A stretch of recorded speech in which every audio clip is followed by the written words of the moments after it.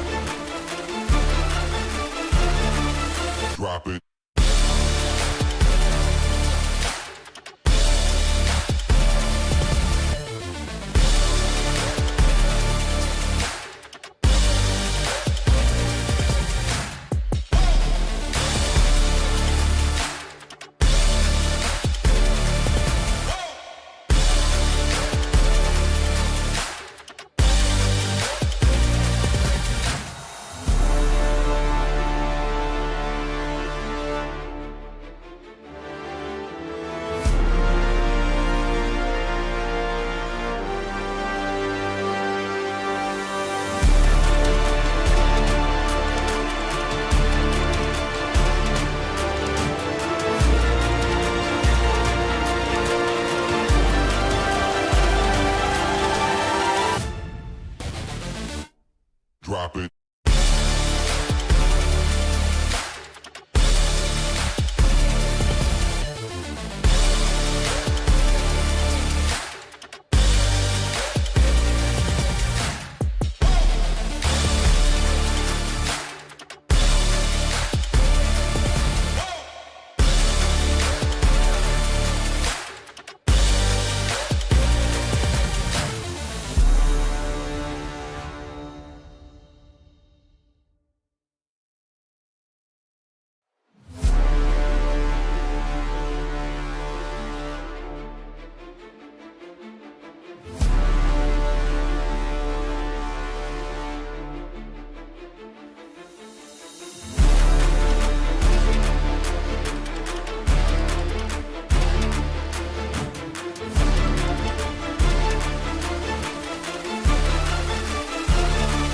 Drop it.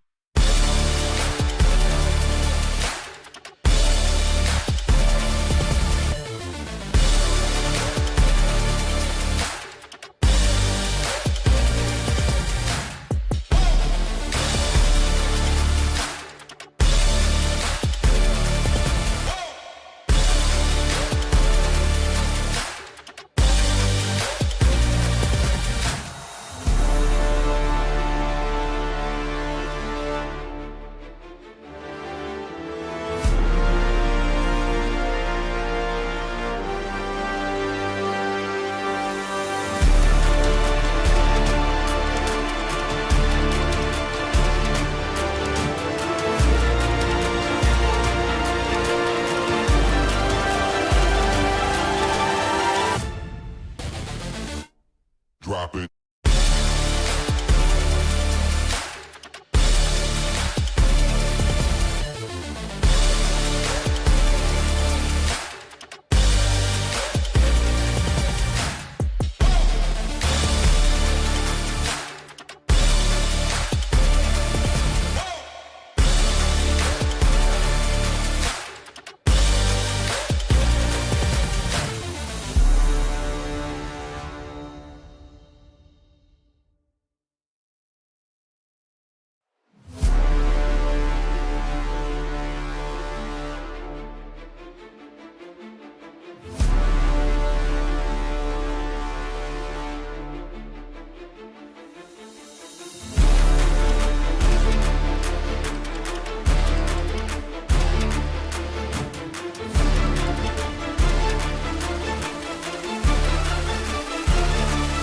Drop it.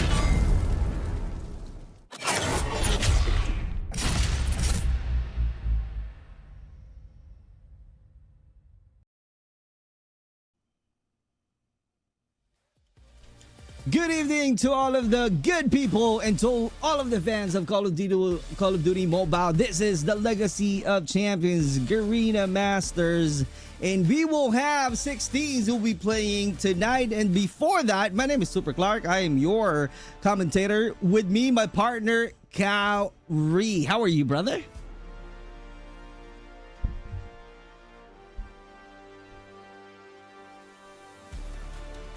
So much fun, yeah. As we are starting, yep, I couldn't agree more. This is going to be fun because the first 2 teams who will be playing tonight, I don't know what to say anymore, because like the superstore in the Philippines, they've got it all in terms of the players, in terms of the belts that they have already, like the champions. They are the Garena Master champions already, Call of Duty Mobile World Champions. They are. So that's something interesting. But before we talk about a lot of things about the teams, these are the schedules that we've been through. We started the qualifier stage. Round robin is the one that we have right now. And after this round robin, we're going to have a 2-day playoffs.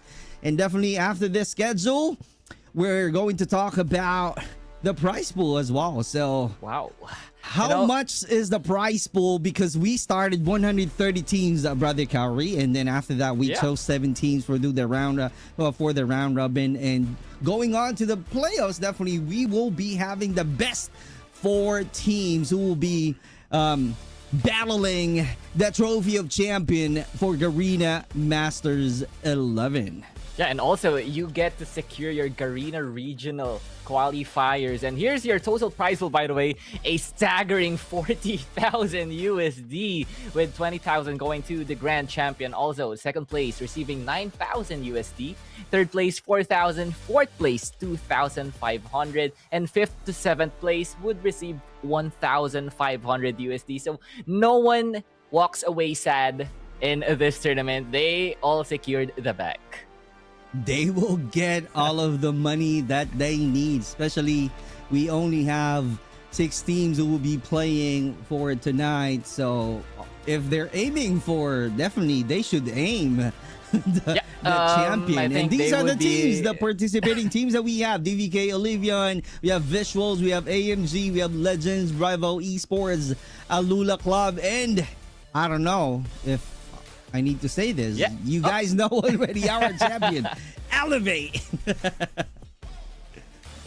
Yeah, of course. They don't need no further introduction. And here is your current round robin stage standings with, of course, Elevate having a 1-series score and a 2-0 fashion, followed by Rivals Esports as well, and Alula Club. The big boys of this tournament making their presence felt early.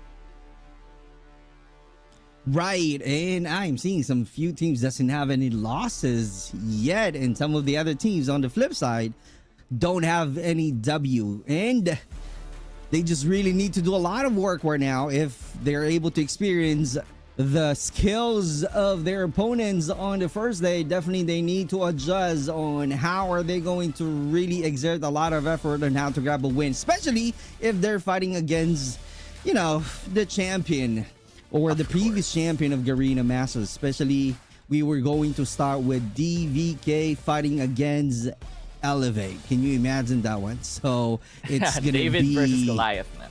Exactly, right? But the thing is, from the history itself, DVK, they got some experience. It's not gonna be new for these folks joining this kind of bigger stage. And for Elevate, arguably the most dominant dynasty in the region, having won Garena Masters Season 6, 7, 8, and 10 definitely. Of course, knowing that they have PJ and Tosano, they're always heavily favored, right? For DVK OBLIVION, brother, this match is, I don't know, it's going to be a massive opportunity for redemption. To beat Elevate, bro?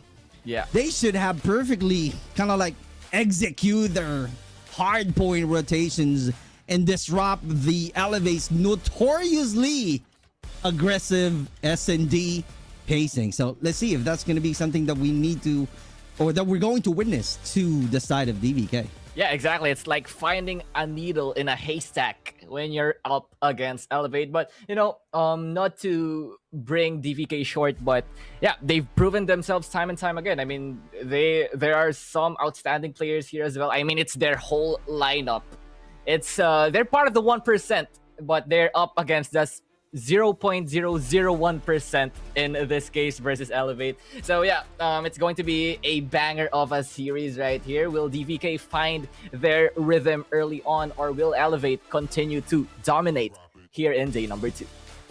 Oh, rhythm is the key, but let's see and find out, because from their experience, they were the top 6 from Garena Masters Season 7. They're also top 2 from the Major Series Season 11.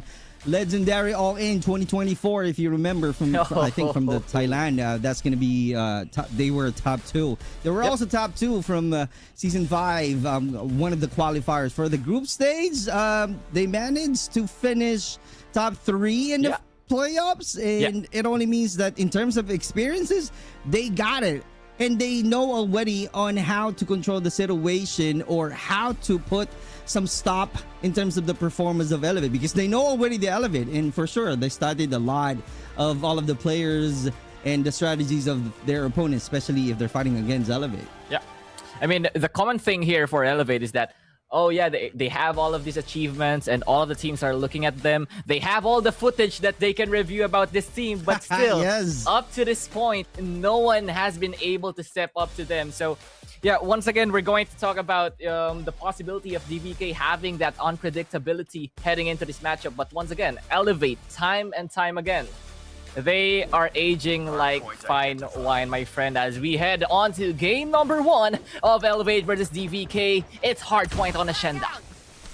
Here we go. That's going to be a battle once again from these two teams. Let's see if DVK will have a better advantage, as we are seeing some great control right away on the side of PJ. He got 2, and Gert got 1 right off the bat.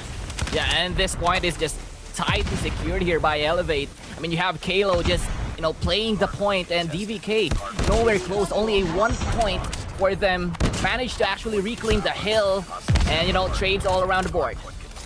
Right, and it's really a good control right away from the DVK side. They got the hard point. Let's see, it's a matter of time right now for Elevate to think of the ways on how to take the hard point, just like this one that we are seeing already. They got the hard point quickly. They got a lot of annihilations because PJ got 7. Can you imagine?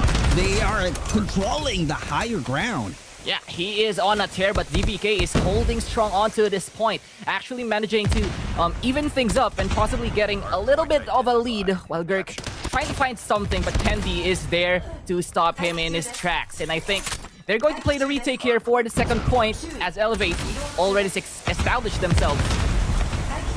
I couldn't agree more, but we are seeing the score right now with 24-22. Just only a start of the battle. Moving on to the P2 side, and a quick rotation on the side of DVK. We are seeing some great performances already, finding the rhythm early on the side of these two teams, because right now we are seeing they were tied at 27.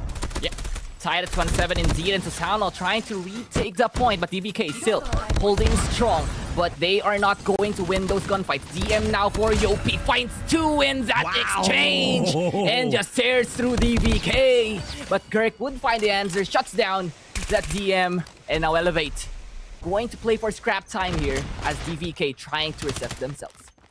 Early investment on the operator from the side of Yopi, and clearly got a good control and adding more points and rotating once again. It's a long way run and rotation that we are seeing right now, but there's gonna be a 1v1 situation though. But Scope not able to find his own scope because he was down, and Susano with a claw. Let's see if he can find one. No avail this time with a cloud of smoke in front of him, but let's see. Still controlling that one, but also got a point right now. They're taking the lead 55-31.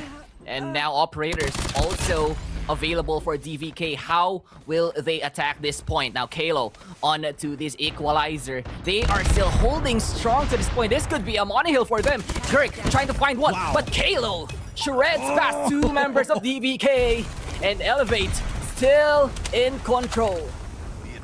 definitely in control, and Switchblade is the one that I am seeing right now, and some of the meta weapons being used by the Elevate, and like the Switchblade, SMG, depending on the role, especially Kalo rocking up 14 already on top. Oh my god, that's a really good vantage point.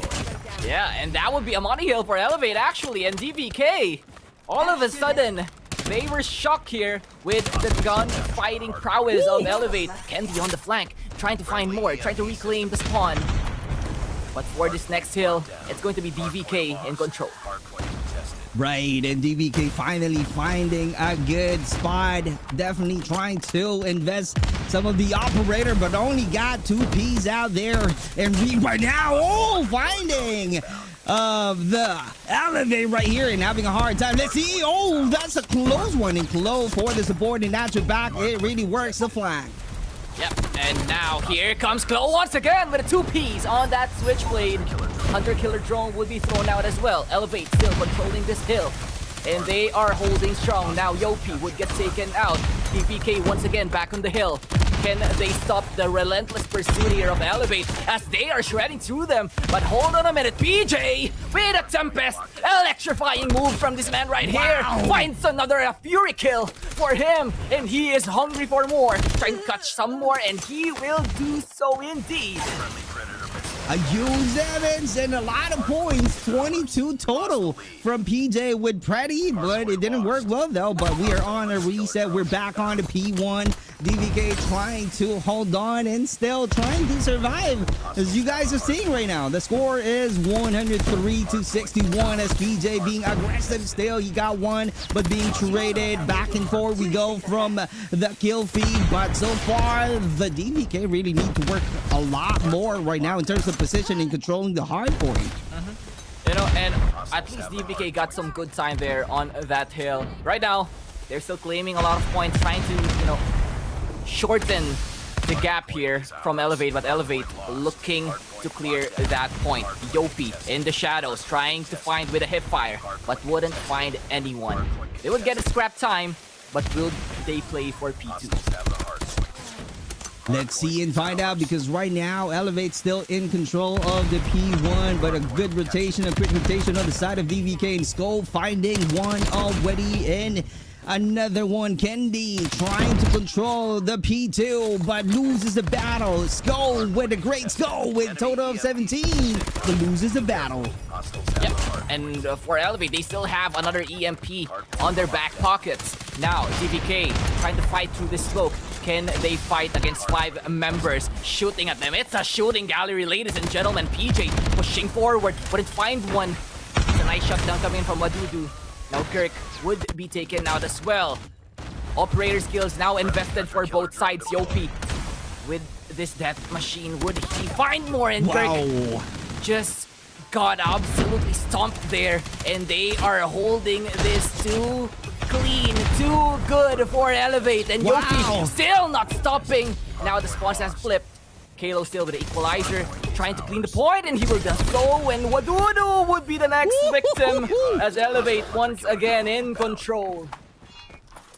In control indeed. They had the P1, they had the P2 rotation right now. Clearly on the mid. Oh, still from the second level. But let's see, because Susano right now still running around, going on to the hill. This might be it. There's going to be another money hill from Kalo. And just like that, another control. P3 goes to Elevate, while Susano adding more points, a total of 26. And Gert loses one once again.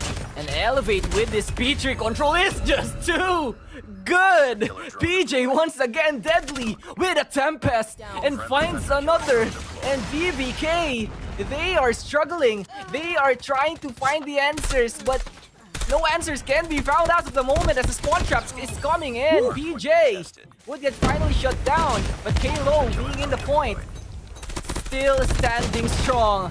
DVK, they need to do something. They need to do anything as Elevate steps on the 200-point mark. They are not stopping, brother. Elevate right now had a lot of gases. and energy that they put in on the first one. It's kind of like sending a message, hey, that we are really not joking around. We are taking this round robin seriously, because right now we are seeing the scores 211 to 95. Can you imagine DVK having a hard time to find any answer? Yeah, they are really having troubles to slow down Elevate. I mean, they got operator skills, they got the point as of the moment, but how long, for how long can they hold on as Elevate start their siege onto this point? War Machine coming in from Candy would find one, trying to find some more, but that would just zone away the members of DVK. Scope would get taken out as well. Wadudu trying to fight for this hill. Would he find one? Gets one, but gets traded in the process as Elevate once again stepping into this point.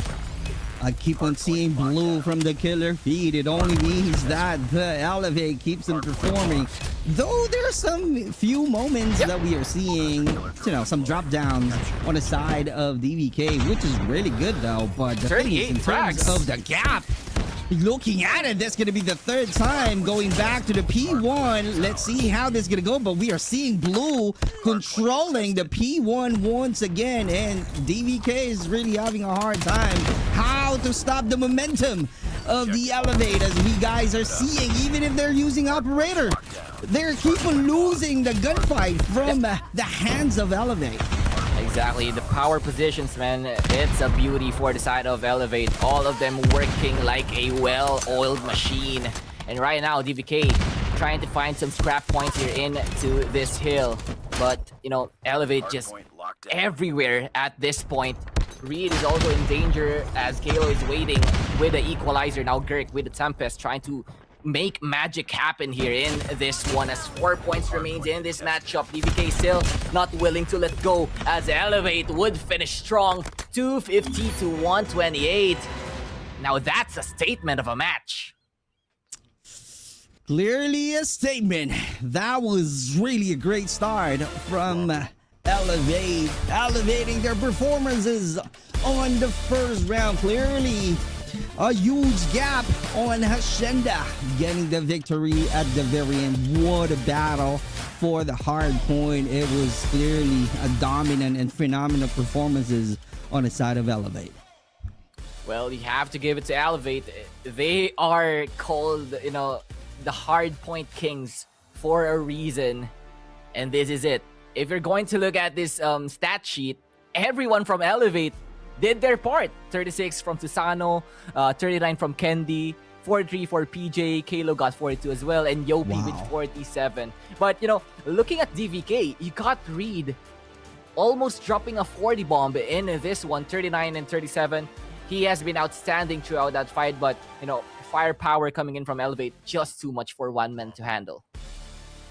Clearly, they face the kings of the hard point, and they don't have any answer to all of the gunfights on the side of Elevate. Clearly, the experience, the mechanical skills, the spawn trap, the strategies are really on the side of Elevate. Clearly being dominant, and it's kind of like a master class on the side of Elevate. So DVK is clearly, if I'm DVK right now, clearly I'm learning from that kind of experience from the Elevate getting the victory at the end. Because looking at it, although I was able to, let's say I'm DVK, I was able to knock down some of the players and able to somehow play objectively, but the thing is, it's not enough. So it only means that I really need to study more, check the strategies, what went well, what are the mistakes that we did, is it something to do with our rotations or not, is it something to do, how are we going to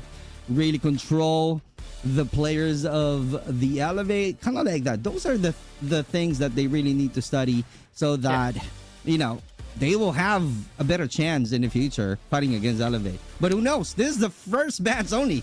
Hard point. We're moving on to the other two rounds that we still have for this schedule.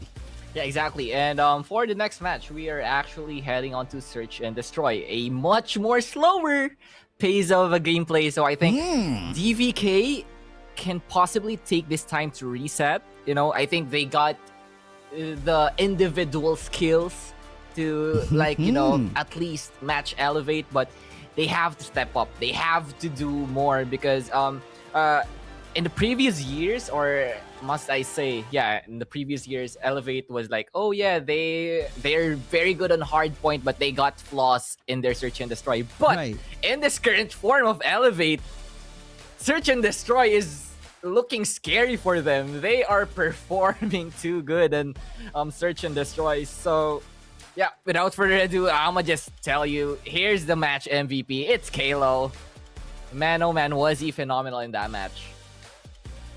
Phenomenal indeed. 42, and can you imagine? So that's going to be a huge help and a great support to the team of Elevate, and that's the reason he was crowned as MVP. That's how good he is, and it clearly shows his skills and experience to this kind of tournament. So you got to be ready in fighting against Elevate team because they are clearly built differently. That is the correct word. They are built different, my friend. Oh my days. They're the world champions for a reason, right? Right. I mean, they got the stars on their jerseys, of course. And Elevate, man. Just showing wonderful stuff here. But if I'm going to look at DVK, Reed was amazing in that match. And I think he can be, you know, could be the difference maker here in S&D. But for our match map for 2, wait, I'm losing my words. Elevate, what are you doing to me? It's going to be firing range, ladies and gents. A lot of sniper actions. So, yeah, fun times.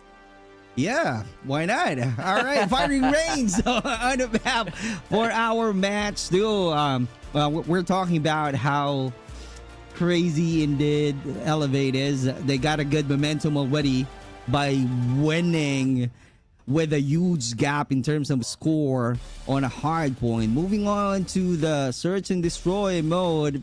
Let's see, because Kyrie was right earlier saying that, you know, some of the game of Elevate playing search and destroy, they have some loses. So let's see if DVK right now will have a chance to dominate the firing range.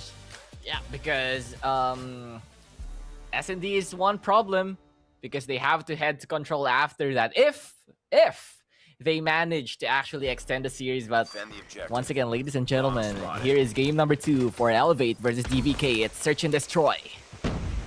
Search and destroy. We're definitely starting the battle. As you guys are seeing, Yopi's kind of like he's playing hardpoint. Aggressive start on the side of Elevate. But here we go. Kendi, we know for a fact, Kendi, how good he is in a sniper. And another support that we are seeing right now from the Elevate. Oh, being caught this time. Yeah.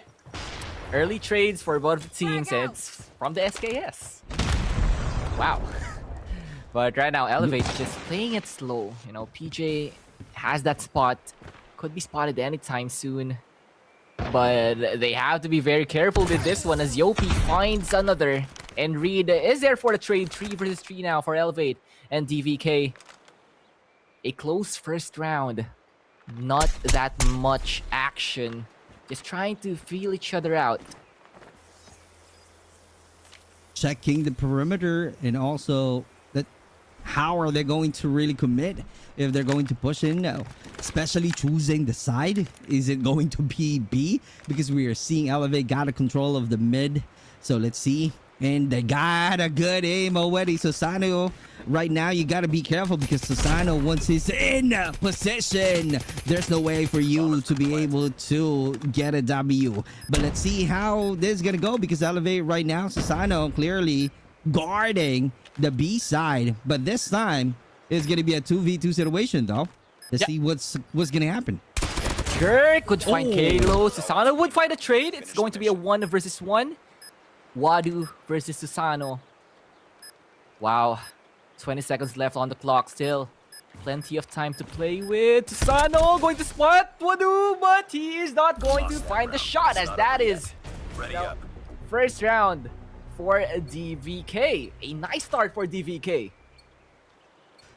Well, this is one that I'm talking about. DVK can take that advantage, keeps on winning all of the rounds from the S&D mode, and that's a great start from the DVK. Good battle indeed, and let's see, as you guys are seeing, the start was really a chaos on in mid with the cloud of smoke being thrown already just to have a better position. So let's see if that position will give them a better points, or as you guys are seeing, 3v3 right away.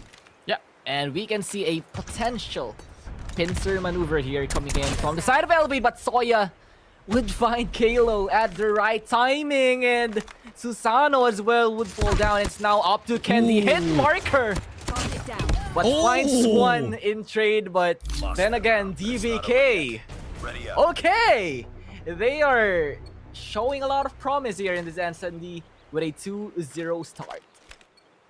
I'm seeing the faces of the Elevate already whenever they were knocked down and the camera is on their face. It's kind of like, okay, all right, I'm lost. But yeah, this is just another round. They're still chill. They're still chill. So, all right, let's see how chill the Elevate is. We are moving on to the third round, and the score is definitely on the side of DVK 2-0 as we start the match already. 3 players remaining on the side of Elevate. Yeah, and Yopi wouldn't like that interaction as Reed punishing Yopi for that overextension to Sano with the Locust. Wouldn't find the shots just yet. 2 versus 5. Kind of looking grim here for the side of Elevate as DVK looking to extend their lead 3-0. Here we go. Indeed, 3-0. See? He's just smiling, bro.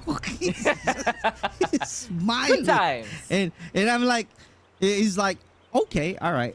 We lost again, 3-0. All right, let's give it to DVK then.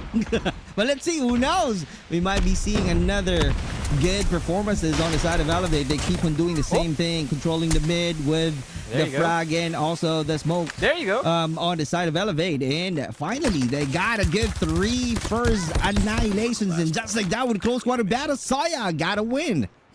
Yeah, and what is happening with these hit markers from the Locust? And Soya tries to fight this one out, but PJ too clean with a switchblade. Finally, Elevate is now on the board. 1-3. Still, DVK leading. I was hurt by the DVK, see? Oh, wow. Kind of sleepy. Okay, all right. PJ, okay. All right, I see you. Okay, 3-1 is our score. So let's see how long this battle will be on the side of DVK. Is this going to be the side to where we will be seeing 3-2? We might be finding some equalizer, who knows? But the DVK got a better position, a good angle at the same time, but being caught and huge damage. He needs to do some reset, but how long? So far, we are still having a perfect squad. Yeah, it's a perfect squad indeed. And now DVK finding that first pickoff once again onto Kalo. Could be the difference maker here, but Kendi makes sure to even things up as Scope would be the next fall. Susano trying to find some more, but trades all across the board as DVK once again winning this round.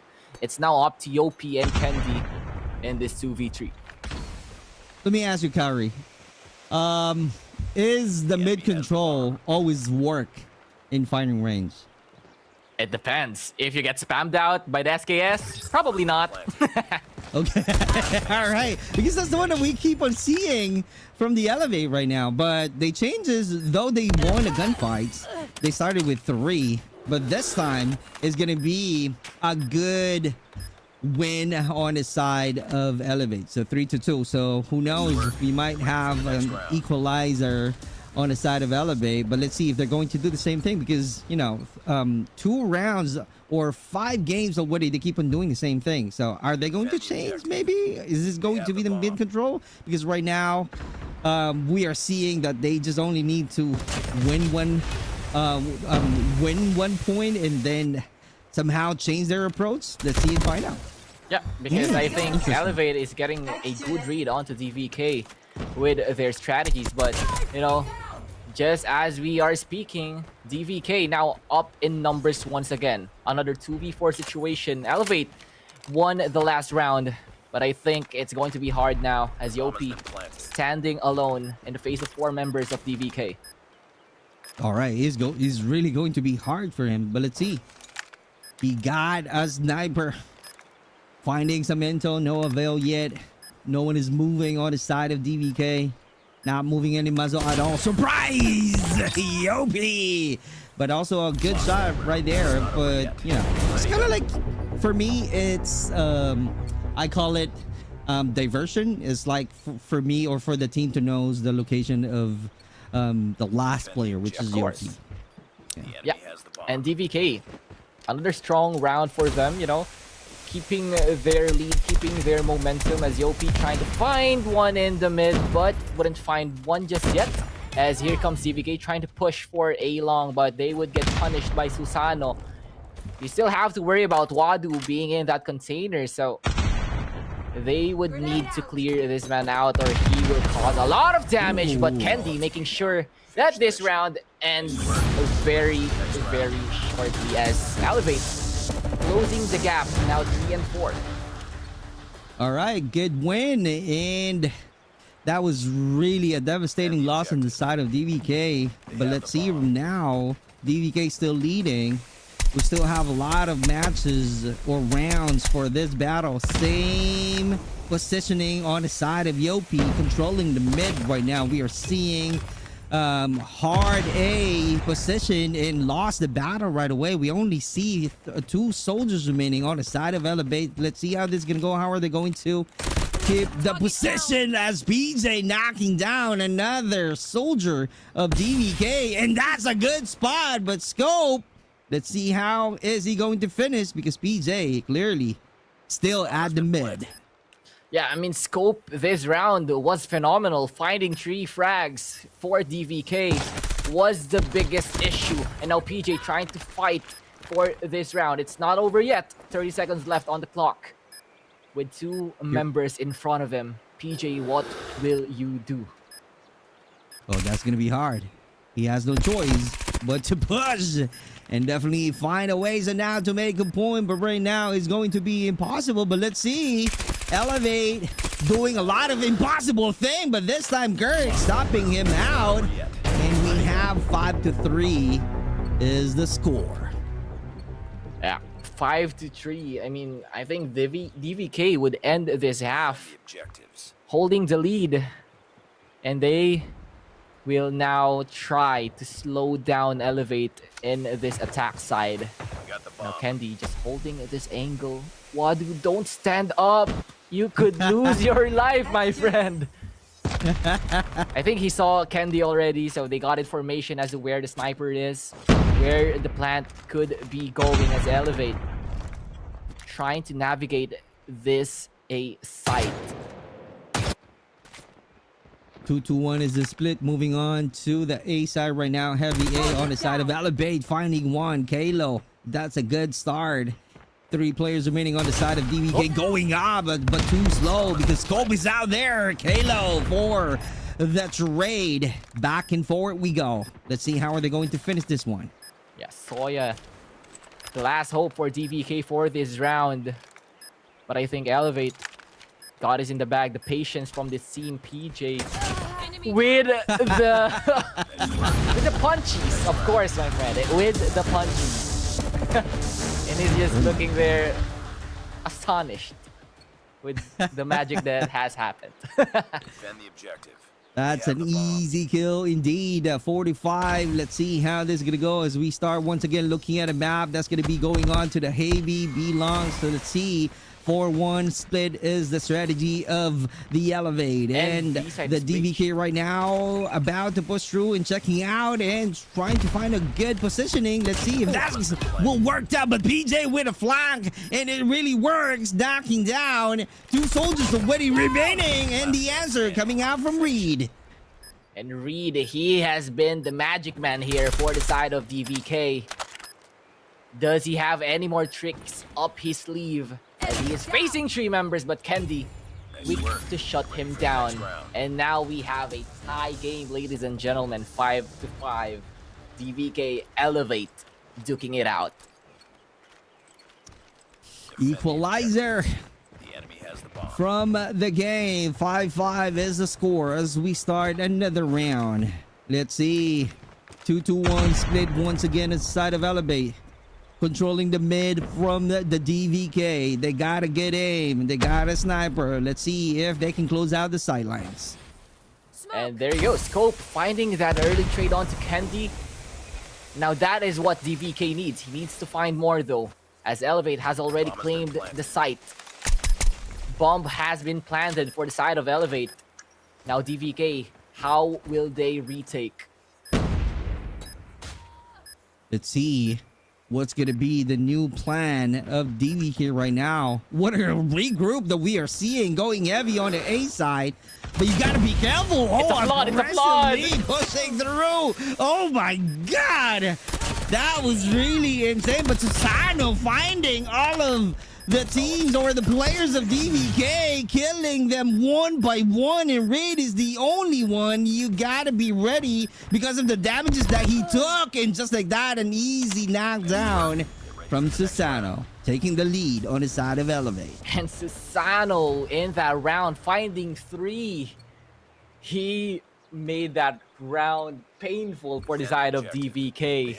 And right now, first time ever in this match that Elevate is finally in the lead. Scope trying to find some shots but wouldn't land just yet, as Elevate once again with that fast A take, but Scope makes sure to punish one. Early plan on the side of Kalo. That's a good pressure that is bringing to the game right now. Now, DVK, are they going to get closer?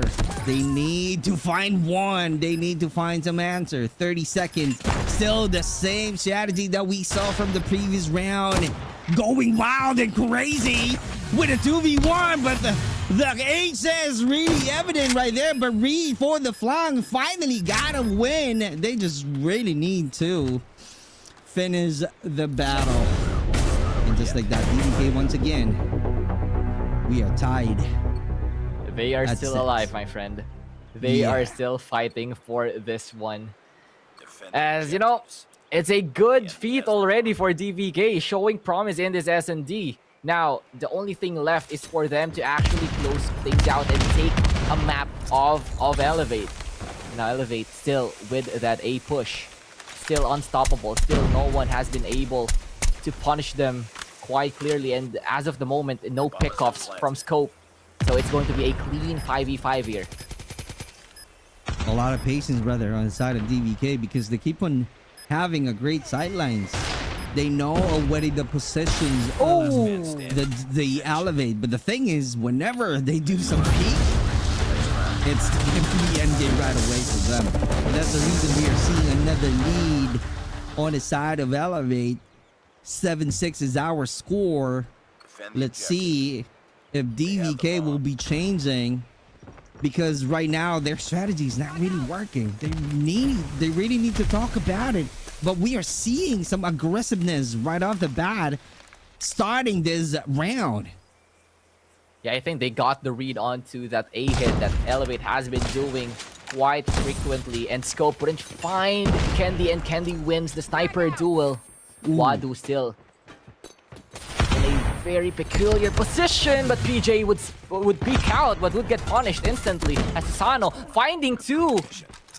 And just like that, Elevate cleaning up house, and it's Soya all alone falling into the hands of Yopi, just one round away from securing this 2-0 series win. Match point, is it going to be early match from these two teams? Is Elevate going to finish this battle from DVK? This is it. One more round to go. Reed. Oh, finding some opportunity, but no avail. At your back flank, it really works on the side of Kalo. Here we go. We are not yet done. Scope is the only player, brother. Oh my God. And that was a very anticlimactic end to that S&D. Run from it, dread from it, destiny still arrives as Elevate will close out the series 2-0 against DPK. Congratulations for the winner of this series, Elevate, once again taking over the S&D match. And what a great performances They had a control. They started aggressively looking at the scores. You guys are seeing they got all of the 2 digits on the side of DVK. Wadudu is the only one got 1 digit annihilation, but it is still a good support on the side of DVK. They got a good start. I think if I remember correctly, the score was 4-1, and from there we were tied at 5, and that's the start to where clearly elevating their performances, and they're clearly got all of the positioning. They got a control. They know already how DVK rotations on the map, and they're just clearly controlling and closing out the sidelines whenever someone is speaking. That's the end of the game of DVK esports battle. So that's the reason they lost the match already easily. Although, you know, they got a good start. They got a good start though. They fought with a purpose.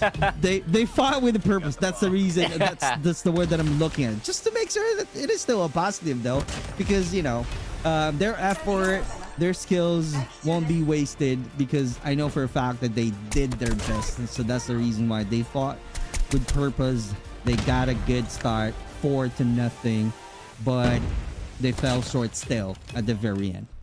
Yeah, but you know, all of the glory now belongs to Elevate, but DVK still a nice try from them. It's their first series, so maybe they are just warming up. They still showed a good fight here versus Elevate, so there is still more to look out for, especially for DVK. Right. So let's see what's gonna be the journey of DVK after losing the battle for the team Elevate. And definitely, you know, that's the reason they were the world champions. They got experience. They got all of the mechanical skills that we are expecting to all of the players of the Elevate. And they clearly shown that skills already from the 2 matches that we witnessed from the hard point to S&D.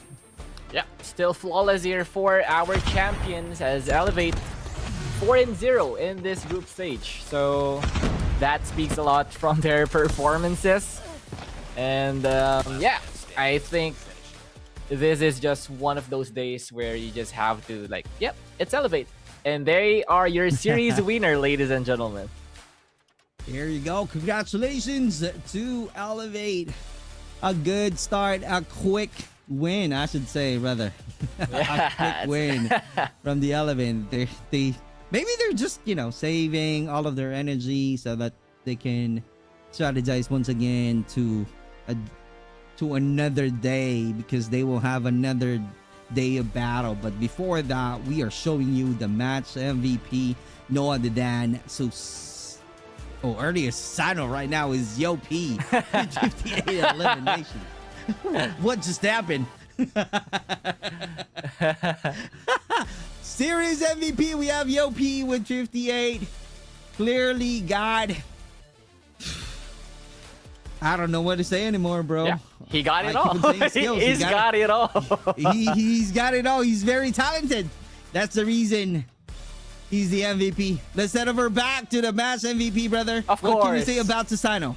I mean, Mr. 3K from Long A, man. That was, I think, one of his best moments in this matchup. I mean, he has been the shutdown factor for Elevate. Every time DVK got close to a round win, Susano is there to shut it all down, and he would be your match MVP, of course. And Here we go. A lot of stuff And we're happened. showing you the standings, brother.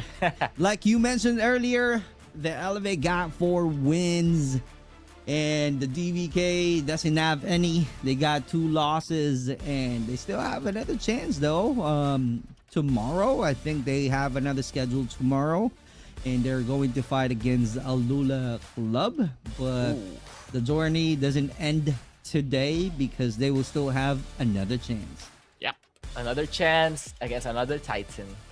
Yeah. Yeah. It's a lot of stuff happening here, man. But there you go. Elevate ending this day with a very commanding series. So, ladies and gentlemen, what a match that was. There's still a lot in store for us today. Actually, there's still 2 matches that we are going to see. But for the moment, I think that would be it. Yep.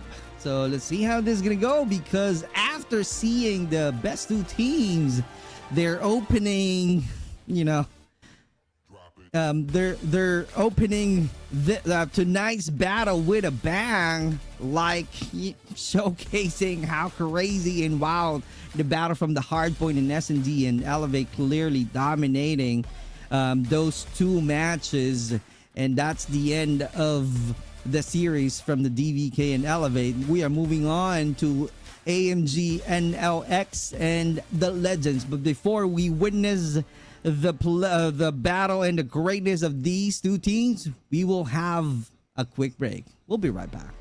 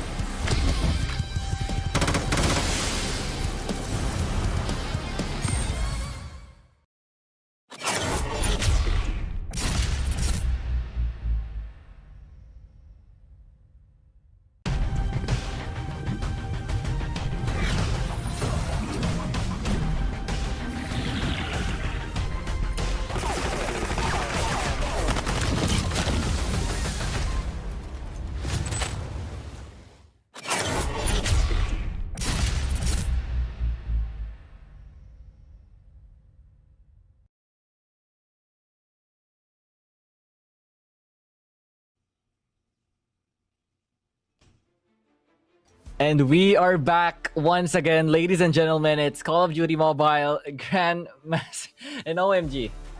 I just want to say a lot of things. Basically, this matchup, I want to geek out a little bit because we have Legends versus Elunari X Esports. I mean, you got players from Legends. They're quite literally the legends of this scene. They are players from Season 1 and a lot of GMs way before this one. You have Jaben, actually, or Jaben.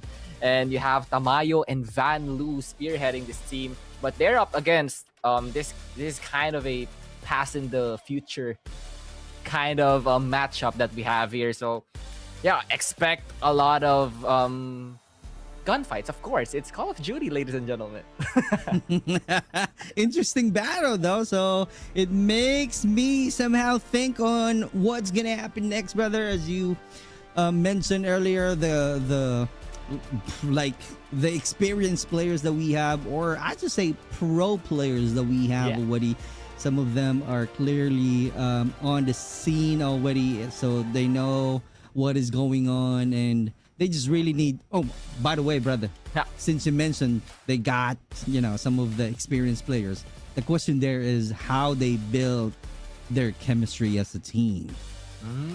Now that is a good question, because I think this is a very experienced roster, and I think with experience comes chemistry, possibly. So yeah, we would have to see up against a very established team as well in the form of Elunari X. So for this first map, it's going to be take off a very huge map and is very dependent on those point controls. So we will see the type of chemistry that these players have and what can they bring to the table. Oh, this is something that I like because we keep on seeing from this map, we are seeing the strategies moving on.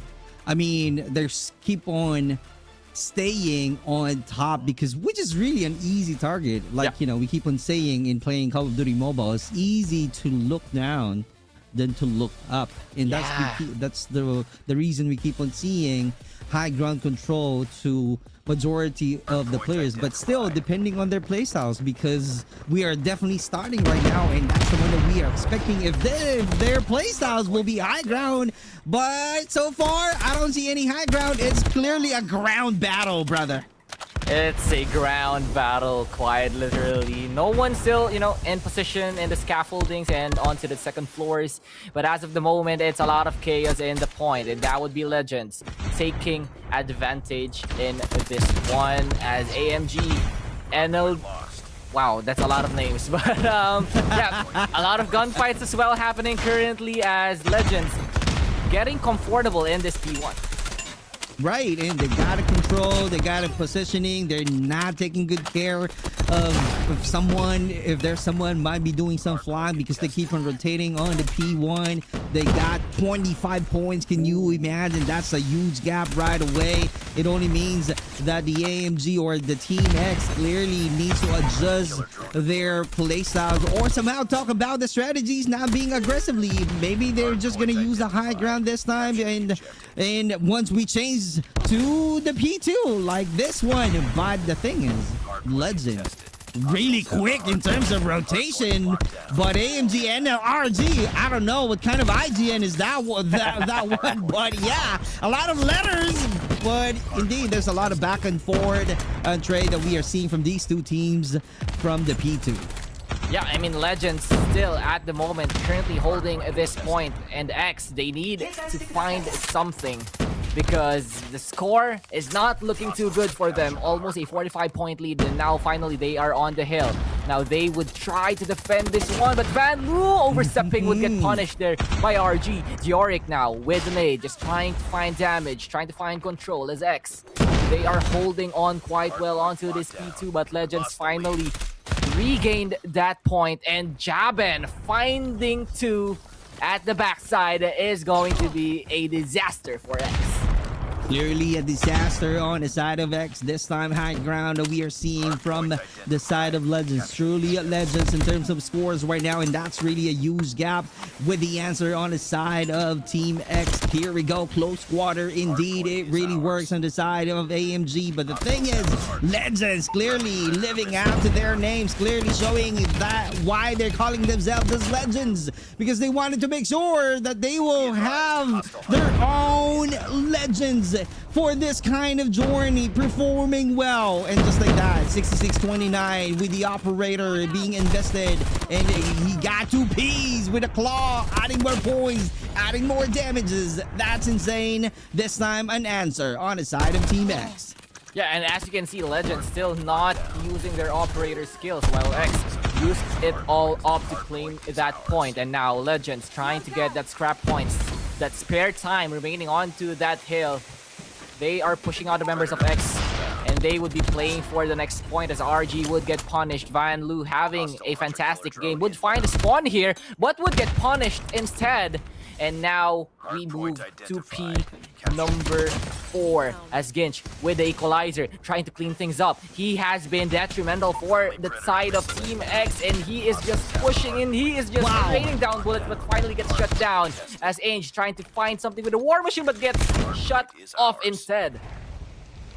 Great job. And we are seeing Diori got a position, but he got surprised. He's not able to react there, and that's a good control once again on the side of Legends. 101-48. We still have 30 seconds to play as we are seeing high ground. This is the one that we are talking about, changing the strategy on the P4, and just like that, what a great rotation. And X right now finding some answer. They're having a hard time though, but they got a good scores this time. A break indeed. They got a point. Rotation. Vanu stopping down the soldiers of the Team X. Yeah, and Legends once again, they are just too clean with the retakes, and X just couldn't find that money heal that they desperately need, as War Machine from Most just doing most of the damage. And as of right now, Dioric trying to find something from the back, but Most is there with the War Machine still intact. I'm about to say a joke for Most. But yeah, because Most is really the most players that we keep on seeing. Just kidding. Just kidding. MJ doing the right now, 24 points, the MVP. And wow. The fight is just too much at this point as we are starting to lose it. Jabin trying to find more, and it's all blues onto the kill feed as Legends immaculate with these defense as X trying to find some more. But once again, look at the kill feed. It's all Legends. And finally, RG puts a stop to that streak. Truly a masterclass. Jabin clearly trying to put some jab right now. He got 1 job, 2 jabs. That's the reason his name is Jabin. And yes, with a glance, and just like that with a trade. That was really insane back and forth battle that we keep on seeing, and great effort on the side of the Team X. Yeah, and Legends at this point just controlling and strangling the members of Team X. And right now, retake for the side of X. Can they find it? Yorick would fall down, and once again, point is in the hands of Legends. Van Lu with a death machine would get shut down by the equalizer. Ginch as well. And I think this could be the start of something good for X. That's right, and this is gonna be their chance right now to control and have a better position. As you guys are seeing right here, controlling the entry point from this P4 right now, and RG not really playing a ranked game because he's in a tournament, and Van Lu trying to get some answer, finding one though. Can he get another one? But he is being shut down. Yeah, and as of the moment, AMG, or X rather, is putting up a good fight. Remember, this point was the point that they've held for so long. But as of the moment, it's going to be Legends having the spots, having the timing. Can X reach through the defenses here of Legends? Let's see, because you were mentioning earlier that this might be a good fight, and truly it was interesting. And right now we are seeing a good progress on the side of Team X, as we are seeing 110, only few point difference though, but they still have another chance as we are doing some reset right now onto the hard point, but Gens not allowing having the Team X taking the control even if you goes up, and that's the one that I'm talking about. What a great answer. That's really a great positioning, and Vanlu once again finding some reset at your back, and that's the one that I'm talking about. With a 2v1 situation, it really works, and the 200 mark being reached out by the Legends. Truly, Legends, you gotta find some answer. You gotta stop the control of the Legends. Exactly. And what happened in that point was that everything that goes up must come down, and Legends punishing the members of X, now trying to regain the point, throwing smokes, trying everything. They got the control. Now what will Legends do? Or will X find the money hill that they desperately need, as he is not going to win that gunfight? Most once again punishing the members of X. Can you imagine? The Team X got a better position. They got the angle, but they're not able to finish. That's clearly a devastating loss, losing that kind of opportunity. Just another one, another investment in terms of their operator being aggressive on this gameplay, but no avail. Just like that, they keep on losing the gunfight. Gage with the equalizer, although he's being stopped down or shut down. But the thing is, MJ with the moonwalk, he is definitely using that kind of advantage, putting a lot of points on the side of Legends. Capture the objective. And the Legends, just from that one song, from that one particular game, they don't die. And right now, they are doing the most out of this match. Vanlu still having the death machine, gets the trade, finds the spawn, punishes them, and he is just on fire, my friend. 5K for that man. That's the reason they keep on doing the most, because they have most right now with the war machine, but being shut down. No, it's, he did some extra work though. Yeah. They added some points in. Right now, they just really need to do some extra points, 5 points right now, and this gonna be the victory on the side of Legends. Truly a Legends. We witnessed that one. That's really the phenomenal performances, creating a legendary moment to the Team Legends, and we have the winner. You know, that map number 1 looking too good for Legends. And must I say, that was a legend-worthy match, if I must say so myself. I mean, all of their members, they are wonderful within that one, especially Most, our favorite player apparently in this matchup. Doing the most, quite literally. Exactly. If you're looking for the most player, they got it. They got it. They got it. Right. Kidding aside though, we have the match winner, Legends, a legendary performances on the takeoff map. That's the start of a victory on the side of Legends. Let's see the legendary performances, as you guys are seeing clearly on Jabin. He knows already on how to find a good jab. Truly, it really works. Whatever job that he's doing, left or right jab, it really works. That's the reason he was the MVP, getting the 50 annihilations. Can you imagine? On the side of the Team X right here, although they found some answer, they found some control on the mid part of the game, but the thing is, they felt short still on shutting down the Legends team, especially the Most. Yeah, and they need to go back to the drawing board, because once again, we are going to be heading onto an S&D, because as of the moment, it appears that Legends has the upper hand when it comes to those straight up gunfights. Now we have to see whether X can weather the storm, or will they have something in their backpacks that they can offer into this dinner date, apparently, with Legends, because they are down 1 game and they are in desperate need of a series win. Like you said, with their bags, they just really need to open it. Who Yeah. knows? By opening their bags, they might have a monster energy to where Yeah. they can perform monstrously, if there's such a word, monstrously.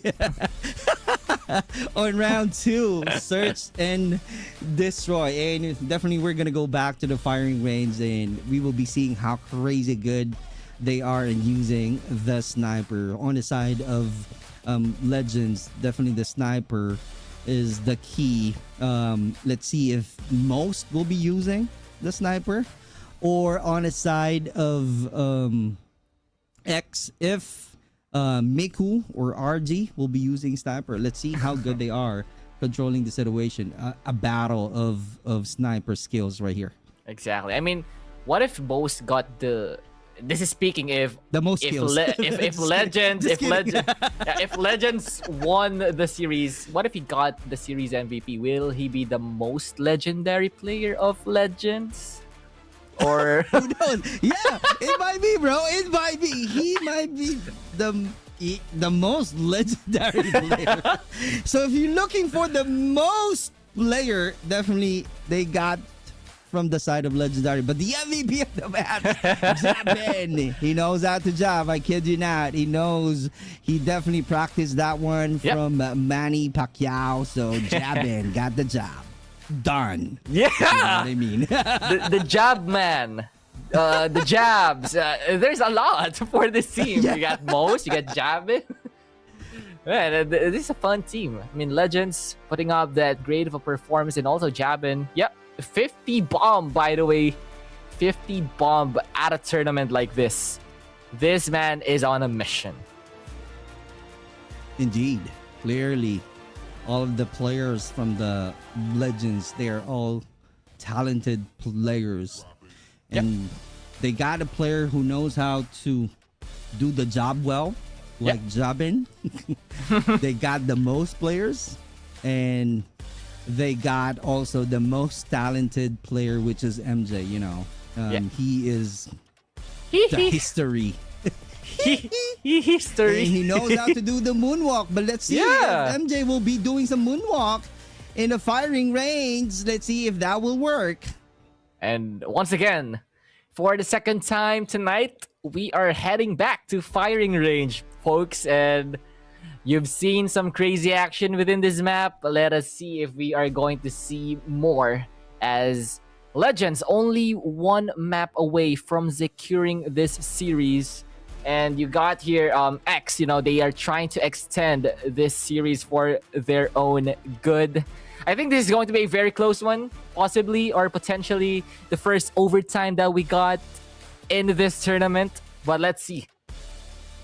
Let's see and find out, because we're about to start the battle right now for the SND. Like Carrie is saying, is going to be an interesting battle, SMG and sniper battle that we might be witnessing from these two teams.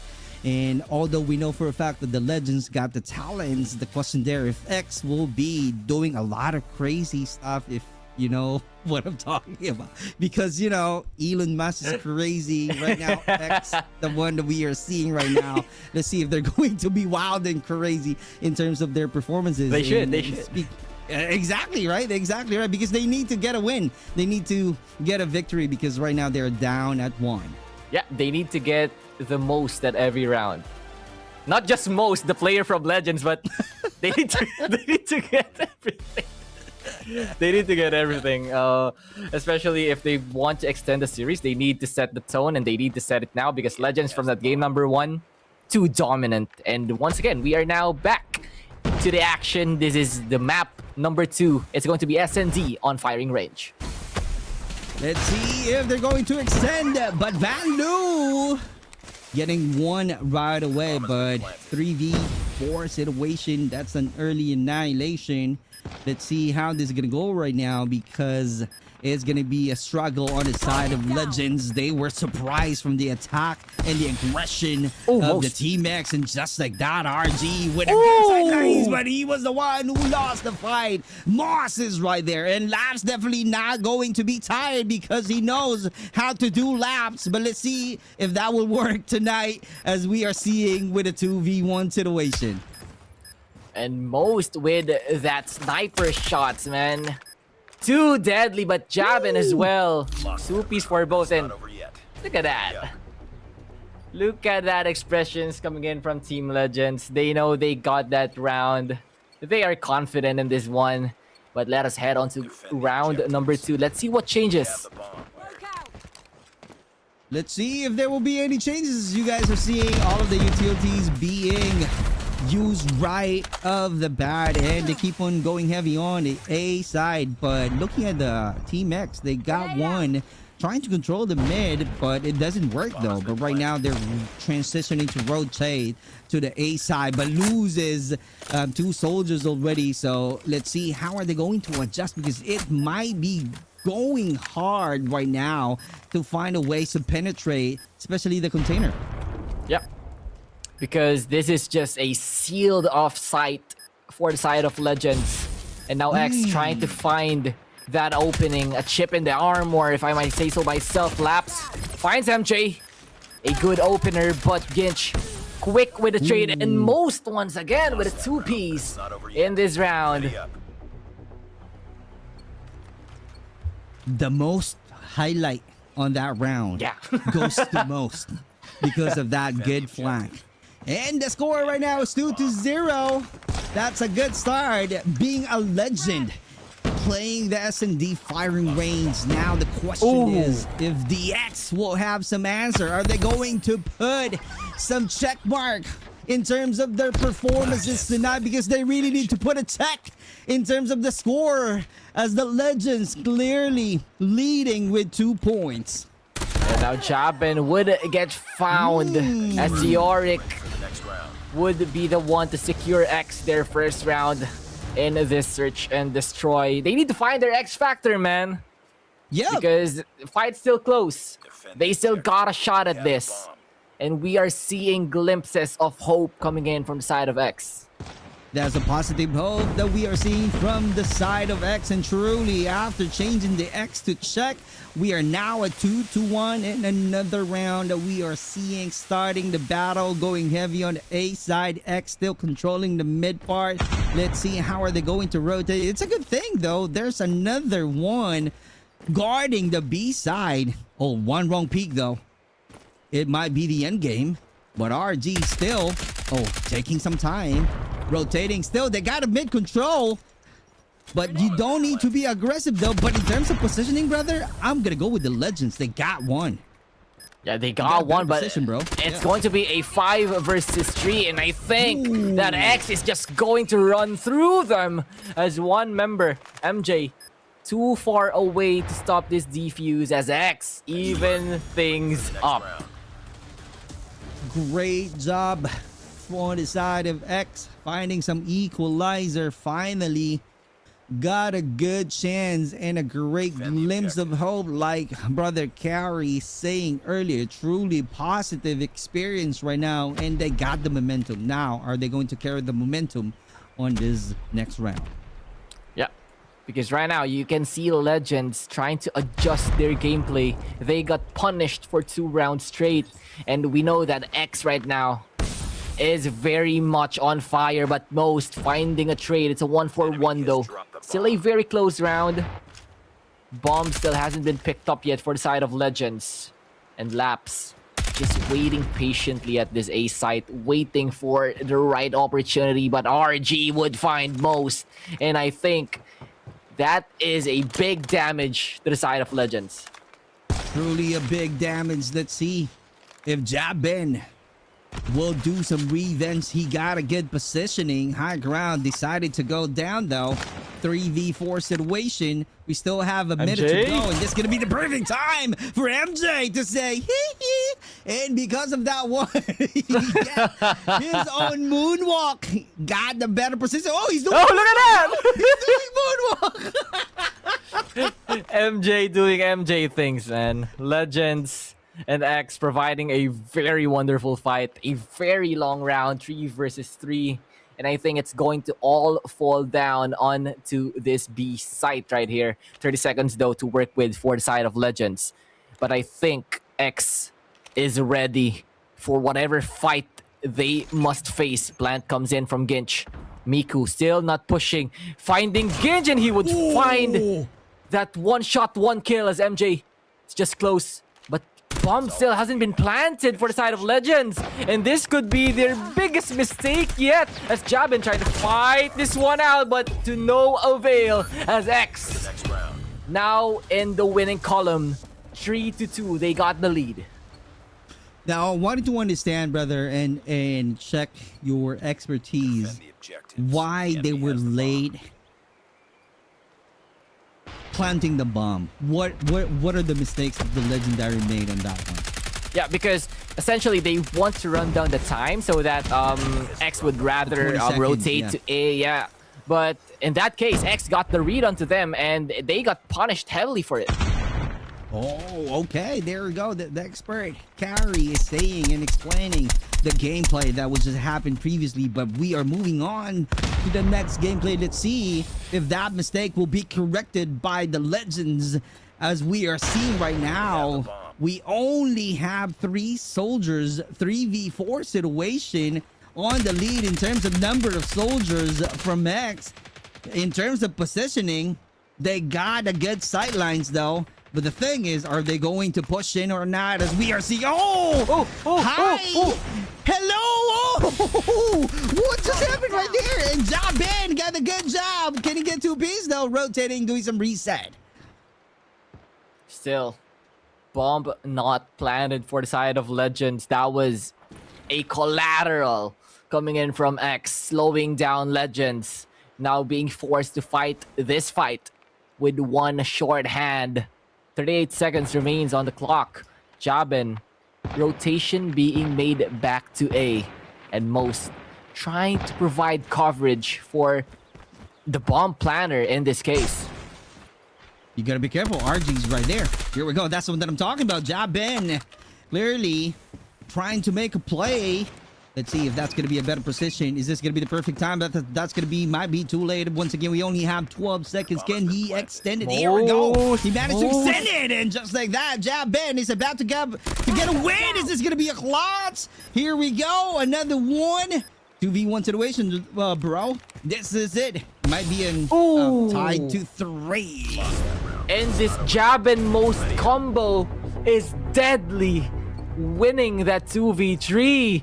They have 8 kills for Most and 7 for Jabin, making sure that this fight is close. 3-3 now is your current score.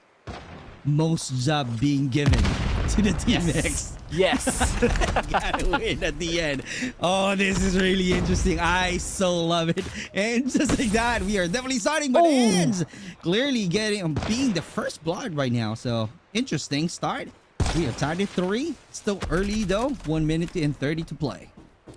1 minute and 30 to play. What will Legends do in this case? I think the call from their captain was to go to A. Smokes now invested as well. They know that it's clear. It's a go sign for a plant for them. But RG waiting for a position. Waiting for a feat to even show itself for that wallbang. But nothing would be found as Legends finds a clean plant on a site. Now X. What is the game plan here as MJ still lurking down at mid? Could find Yorick. Let's see. Here we go. That's going to be the attack. Is that going to be open? Oh, that was really a good one. But also being traded. Van Loo is right there. Dior. The wealthy player that we have right now, but Jabin with an easy jab. Ready up. Finds the quick jab, that 1-2 combination, just enough to land in the jaw of Dior in that one as Legends extend their lead. Now 4-3. 4-3 is our score. We started the battle. Let's see if there will be another knockout from Jabin. Let's see. Ants right now being the first blood from the previous one. Ants learn from that experience not to do the same mistake. Right now, they're taking some good positioning on the side of Team X right here. They got a mid control. Trophy system is definitely being activated. They're just patiently waiting. It's kind of like a chess game because they know already the possible position of each player. So that's the reason they're taking some time right now. It's kind of like one wrong move. That's a mistake right away from each teams. Exactly. And, you know, if the game is this close, you have no room for error as Laps trying to find something, but MJ lurking from the shadows shuts him down instead, and this means that this B site could potentially be open, but Dior could be here to try and stop the plant. He goes in but gets traded out. 4v2 now for the side of X. RG, can you clutch this one out? Locus at hand, sniper ready, finds one shot, and he shortens the number to 2. Now 2 members remaining against RG. Will you make your statement? Will you make your name be shining through the lights? As MJ could be finding the timing. RG not aware, and he is going to get shut down as MJ very stealthy with those kills, and that would be another round for the side of Legends. They're really being clever because after putting some pressure, you know, planting the bomb, and that's the reason it's kind of like for them, oh, we're just gonna wait for our opponent to get closer to the bomb, and that's what just happened. It was really a lot of patience, a great discipline, and a great win on the side of Legends, and that's the reason our score right now is 5-3. We just started another round to go. Let's see if there will be any aggressive push on the side of Team X, but so far they're all patience. They're looking for, it's kind of like a chess game right now. Let's see who will be finding a checkmate, because right now I don't see any battle at all because it's still early. After less than a minute, that's the only time that they will be forced to get closer from each other and have a gunfight. The question there, who will grab the win from any close quarter battle, or maybe a sniper shot from RG on the side of Team X? And that's the one that I'm talking about. Switchblade being evident, but also being curated. And just like that, Legends quick to punish, and that would be the half in favor of Legends. 3-6. A very strong start for them, but we all know that the attacking side has always been kind of at the upper hand ever since the last series that we've watched. So let's see how X will turn things around as Ginch ready with a switchblade. And this is going to be another fast A hit for the side of X. 1-for-1 trade across the board, and I think that they are in a very good position to punish Jabin. Here we go. Putting some pressure. MJ, once again, finding one. Finding another from long A as Miku trying to extend this round, but up against 2. Will it be possible as Most? Yeah, he do be doing the most. Uses the spear to find that last takedown for Legends and extending their lead. Now to 7, only 2 rounds away from sealing the deal up against X. Bad situation goes to the Team X right now. They're questioning themselves. What's going to be the next strategy that we need to do? Because the Legends, they are able to read the planning of the Team X right away. So that's the reason why they're being successful with the takeover and just like that. Although we're seeing some trades though, but at the very end we keep on seeing that the Legends keeps on making a legendary move and getting the victory at the very end. But right now we're still seeing a 3v2 and MJ situation. He can't be getting away with a lot of those kills. Just lurking from the shadows and striking from behind, and Most would be picked off finally. But MJ once again, not again, obviously, of course, right? But Laps, you know, just doing laps. could possibly looking for that hopeful A plant, but MJ once again from the flank angle. You have to be very careful, Laps, because he is coming. Oh, okay. Okay. He stopped. Yeah. I think he's just patiently waiting for the intel. He knows already. Here we go. You gotta be ready, Laps, because the raise is on. Oh, at your back. That's an easy one. Another easy hee-hee to MJ getting the victory. Doesn't require any moonwalk, bro. Yeah, quite literally. He just beat it. Quite literally. And X. Good job. Good job. Defend the objectives. He Have is... the bomb. I don't know how to explain what MJ is doing, but he's finding every kill. That is very much important in every single round, and most. A strong opening to this round as X. They need to win this round or else it's wraps for them as Legends finds another Van Lu taking out Ange. And here comes the attempt coming in from X. RG finds a clean sniper shot, but most would be finding that trade. Oh, here we go. Oh, Once again. nasty. Leading the house, brother. And that's the end of the series. The Legends being made for this series. Winning the Search and Destroy. Firing range. The legendary battle ended. And the victory goes to the legendary team, Legends. Man, oh man. That Ed, I stopped talking because I was like, okay, most probably be going down here. But nope. He's going to get the 3K with that Locust, and what a way for Legends to bounce back, to put themselves in that winning record 2-0. They made legendary plays, and they did it time and time again. Great performances. What a phenomenal finish to the legendary players, Team Legends. Truly a deserving victory from the two matches. Started with a hard point with a total of 250 and 136, and ending with the Search and Destroy firing range map with 9-3. Clearly not allowing their opponents to take the lead, and they're clearly walking with a lot of confidence by grabbing the W to any matches they play with the Team X. Clearly, they ended.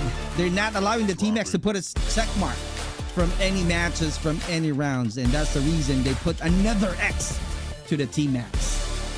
Exactly. I mean, Legends, if we're going to talk about their gameplay, they were just too confident. Ever since Hardpoint, they were pushing non-stop. They were taking gunfights non-stop. And from that moment on, the momentum has just been building up for them. And here is your match MVP. The most valuable player of that match. It's going to be most. 17 frags.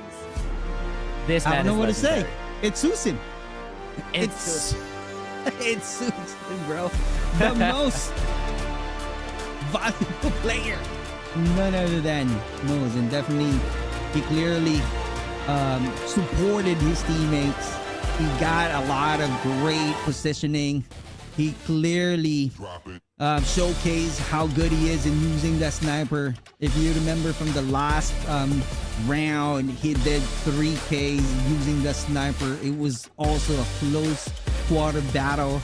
Can you imagine? And also with the good help coming out from MJ being the lurker, I should say, he's a ninja earlier, because his footprints not really being heard by the Team X, and that's the reason he gets always a good, easy knockdown. And kudos to the Legends being the Legends, getting the series winner, closing out the series with 2-0. Taking the lead. Exactly, but here is your series MVP, the MVP from match number 1. It's going to be Javan with 60 eliminations with a 1.88 KD. Means that he is worth 2 people. ladies and gents. He is worth 2 people. Yeah.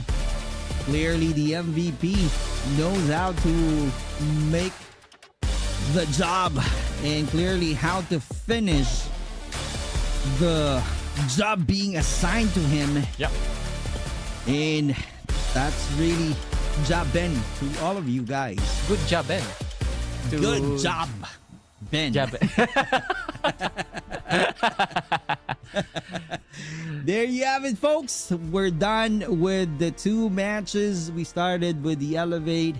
We started with DVK and Team X and the Legends. The Legends taking home the victory, and that's the end of the 2 matches from this battle tonight that we have for you. But we are not yet done. We Yep. still have another 1 match. 2 teams will be playing against each other. Who are the 2 teams next, brother? It's going to be Rival Esports, formerly known as Team Star Magic, versus the uprising, the upcoming. It's going to be scary, and they are looking scary indeed. But Wow. in Okay. face of a team like Rival Esports, they are going to get tested, quite literally Oh, I love tested in Okay. this one. Let's see and find out, because you are visually scary seeing the visual scary team playing against their own rival. They created their own rival right now. Right, It's gonna right. be their first time fighting against each other tonight, and they got their own rival. A rivalry battle tonight that we are about to witness from these 2 teams. Let's see how this is gonna go. We will be starting again on to the hard point, but this time it's a summit map. What are your thoughts on the summit map? I know it's one of the OGs Yeah. of the map that we are playing in multiplayer mode for Call of Duty Mobile. But the thing is, any thoughts that you can share from all of the viewers who's playing MP? Yeah, I mean, a lot of players, especially MP players, would get this, but if you're on the map of Summit, no anchors needed. Just straight on gun fights. Control second floor, control the game. And Summit is notoriously known as one of the maps that has quite literally strong points, because if you have the spawn, especially onto, I think it was the last point, then everyone would just be pushing from long, and then it's just going to be a bloodbath. But a lot of this would be seen later on into the matchup of SKAERI versus Rival Esports. But for a brief moment, we are going to be heading onto a short break. Stay hydrated, guys.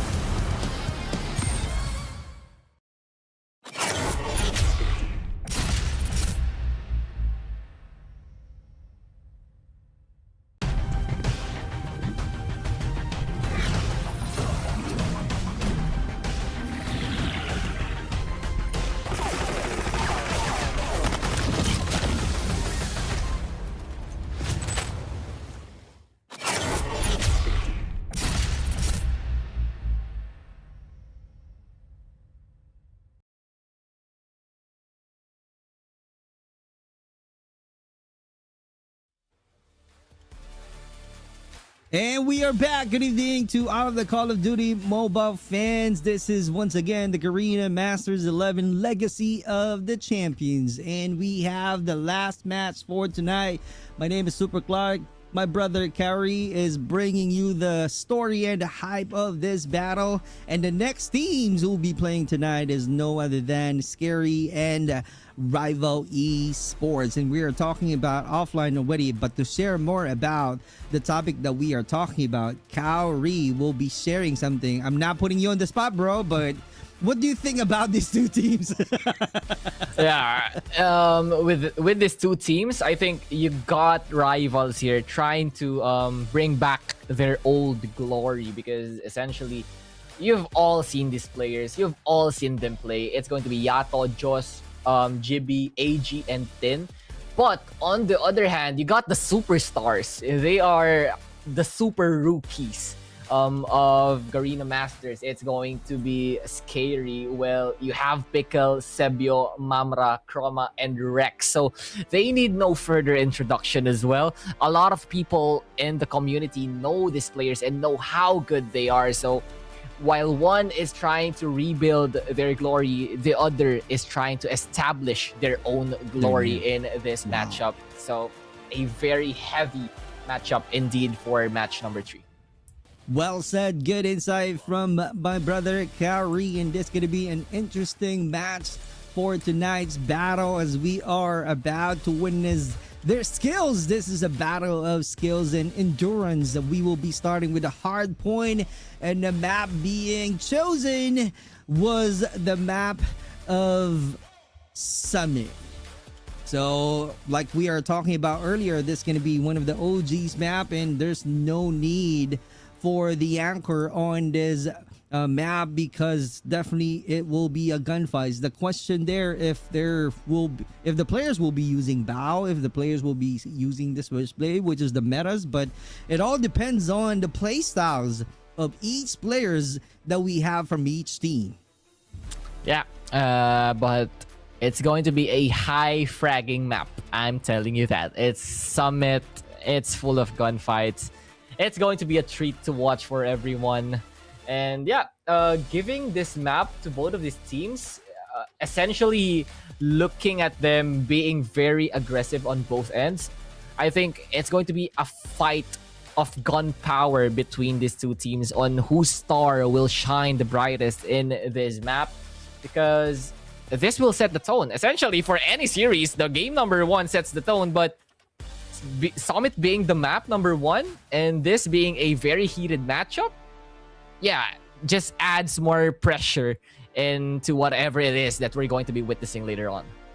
A high octane battle from these two teams indeed, and that's the reason we are talking about the chaos that we are about to witness from these two teams. Especially we are playing in a Summit map, the rotation, how quick they are in rotating, how are they going to control the hard point, how are they going to trap the spawn of each teams.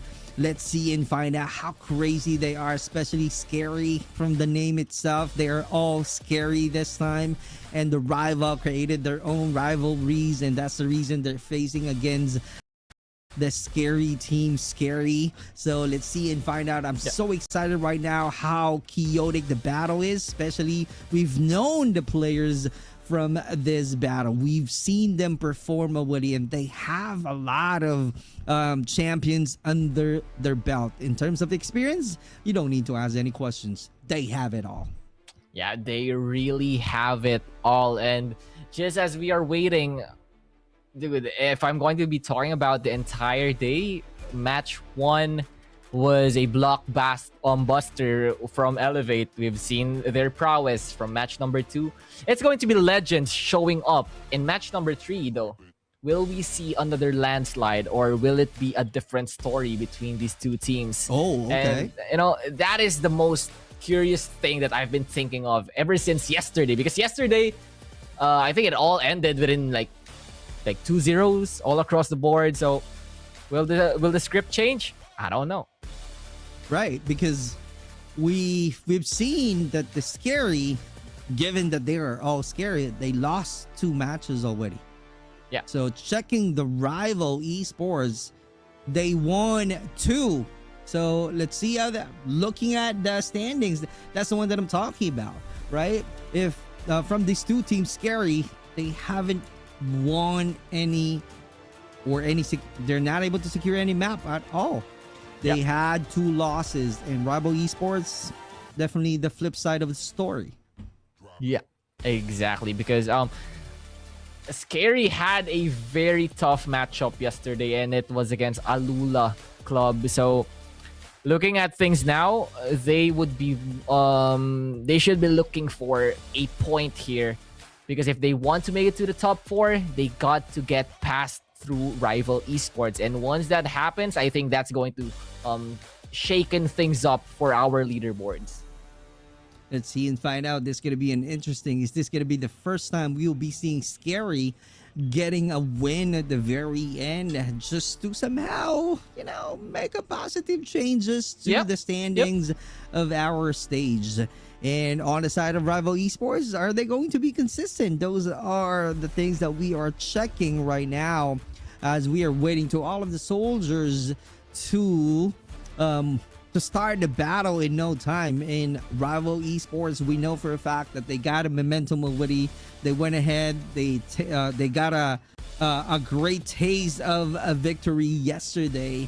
But the question there, since we are talking about SKAERI, this is going to be the chance of SKAERI to prove that they got some skills. In talking about the skills, all of the skills started from qualifier stage, and after that one, we are doing the round robin stage, which is the second day of the RR stage. And let's see, because after this one, we will be having 4 teams moving on to the playoffs. So this will be important performances from the rival esports and SKAERI.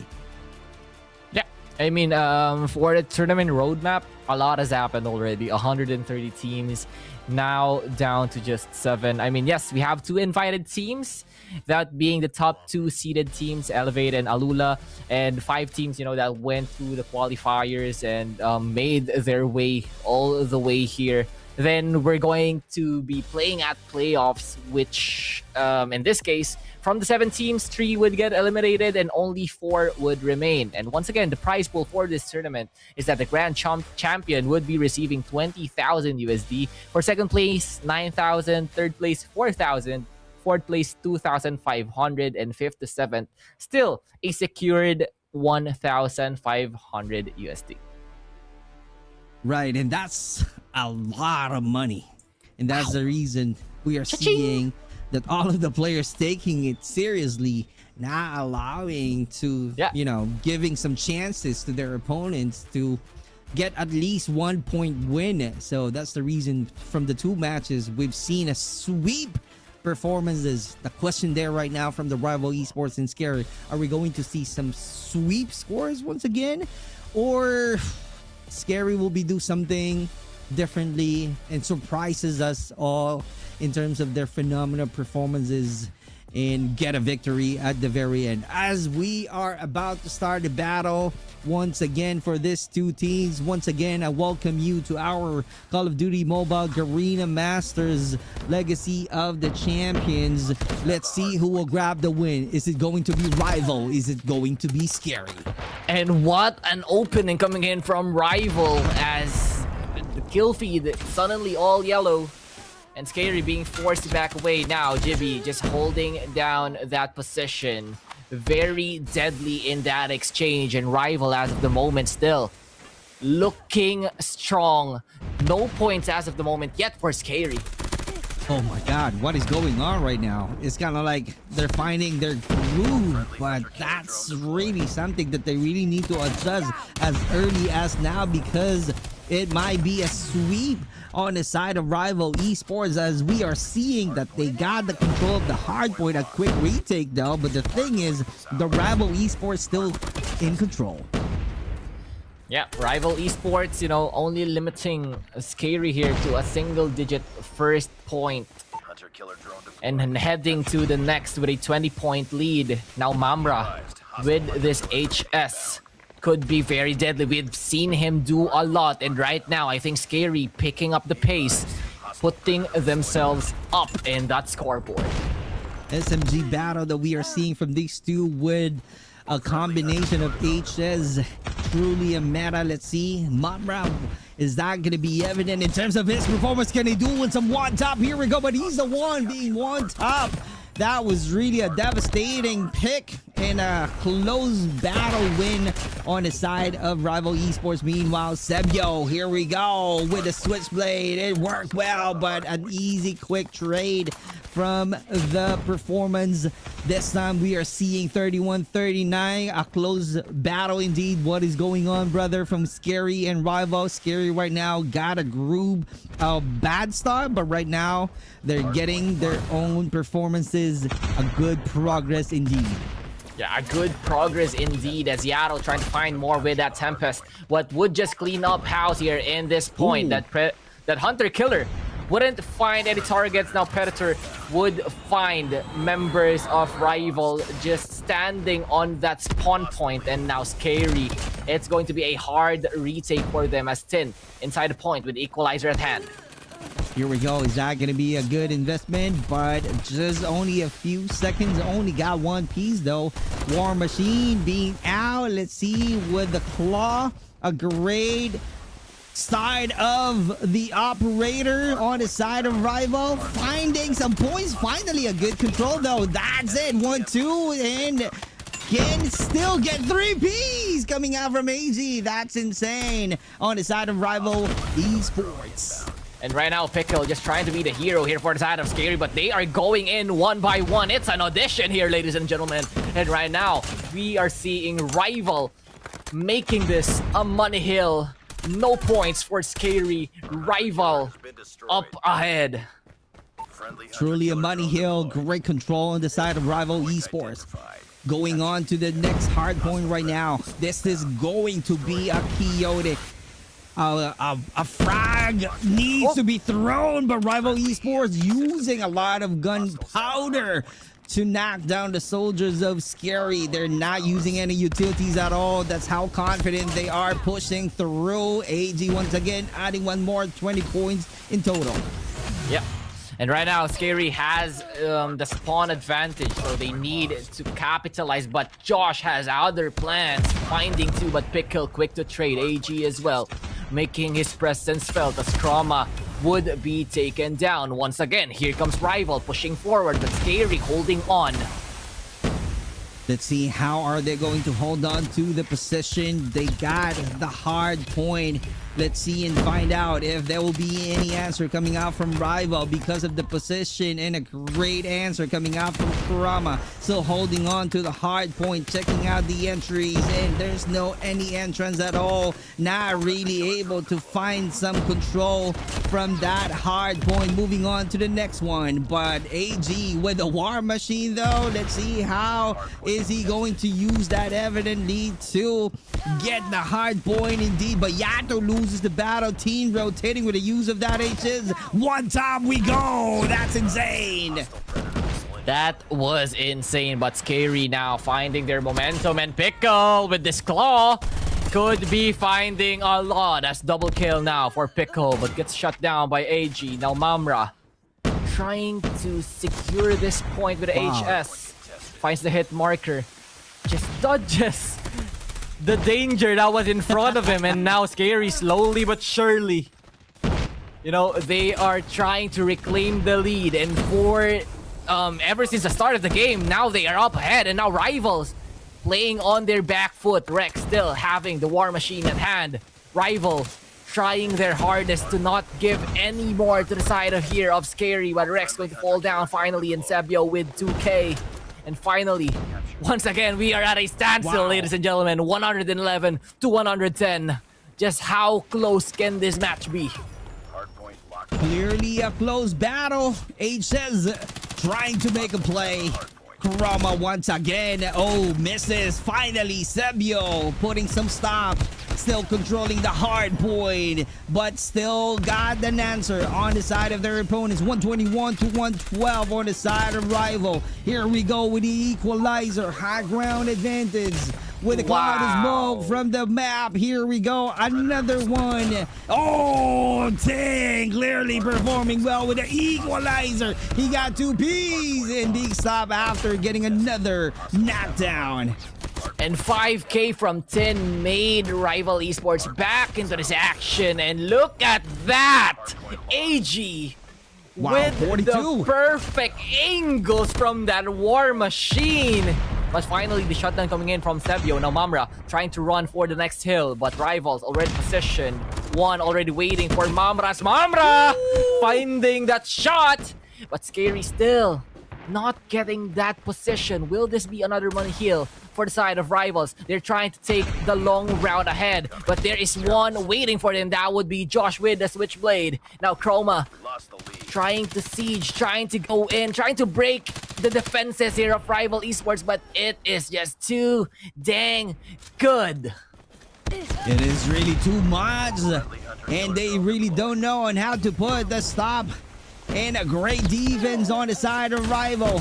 Yato trying Could to this make be a the play. Chroma, oh, what a shot. Can you imagine? Jaws at your back, but Chroma being found by Yato. 174 to 125, 23 seconds to play right now. Let's see how this is going to go, because Jaws investing a lot from the operator, using that claw, still holding on to the heart. But what a great control on the side of Rival Esports. Another one with a cloud of smoke. He's not being seen by his opponent. Josh! Getting a lot of wins and cleaning out the house already. What a madness performances on the side of Josh. Wow, Josh with that astonishing kills. And right now, Rivals trying to hold on, but SKAERI trying to find for their spawn advantage. Now Josh once again back into the action, trying to find the shots, but would get shut down instead. AG would get killed in the point. Now, here comes SKAERI, Pickle with the claw, trying to find more. And there comes the operator skills coming in from the side of SKAERI. They're just trying to push it forward. But finally, Death Machine would be down. Sebio with the equalizer as well, just trying to prevent any more points coming to the side here of Rival. And Rival Esports would just shut them all down. I'm about to say that SKAERI clearly knows on how to control that hard point, because it's kind of like a deja vu for them. That's where they made a lot of points. But because of the penetration of Rival Esports putting some stop, and that's the reason we are seeing that the Rival Esports hitting 200 already with a war, with a chaotic gameplay on the side of SKAERI. Still trying to stay alive right now with a war machine. High ground battle just like that after getting multiple points right there. That's the only time that he is being stopped. Yeah, and now Sebio just finding those 2 Ps, still keeping SKAERI alive. They're trying to fight for this point. Now, who will win this one out? Rivals only need 20 more points to seal the deal, but SKAERI still trying to hold on. Here comes Chroma, finding the angle, finds 2, but Tin quick to shut down. It has been a lot of chaos, folks, and they are not stopping just yet. AG with a 60 Ps already in this map. Just how much more can he get? Chibi finding 2, and he is just too crispy for Chibi. Clearly crispy, but also being stopped by the SKAERI. But here we go, Sebio holding on to their dear lives, because right now they really need to do some miracle work in order for them to stop the Rival Esports. Holding on to the hard point. What a quick rotation, and Mamra with the HS once again. Gonna get 2 Ps. What a great flag right now from the Mamra. Let's see how strong the defense is of the SKAERI team. How are they going to put some fear to the side of Mamra? We're only seeing 233 only. It's just kind of like they're being stopped from that score. And we are seeing some great performances right now on the side of SKAERI. They're truly putting some SKAERI mark and great performances just to make sure that they will have a chance to win this fight from against Rival Esports. And Rival Esports just shuts the door completely in their face. And I think they are playing for the next point. But hold on, AG now trying to find some more. He has been the difference maker. And just like that, Rival Esports closes out map number 1 in a narrow fight. AG with 65, truly making a difference on that gameplay. It's been, I don't know, maybe 2 minutes? They're being stuck at 233. I was like thinking, Scary, this is going to be your chance to really grab the victory. It was clearly indeed a close fight, but at the end, we have the match winner, none other than Rival Esports. Man, Rival Esports, they had an outburst, a very strong start, but SKAERI has been fighting back. They are truly fighting back in that one. But Rival Esports, it was an onslaught coming in from SKAERI, almost reaching that 200-point mark. But what the good thing that Rival Esports did there was they held onto their operators. They didn't try to fight that dogfight that SKAERI wanted, because they just know that they have to conserve those operator skills to get that secured and guaranteed win. Because if ever they were punished, if they tried to fight that dogfight, that operator showdown, it's going to be a lot of problems if they are punished. And just like that, that is going to be map number 1 in favor of Rival Esports.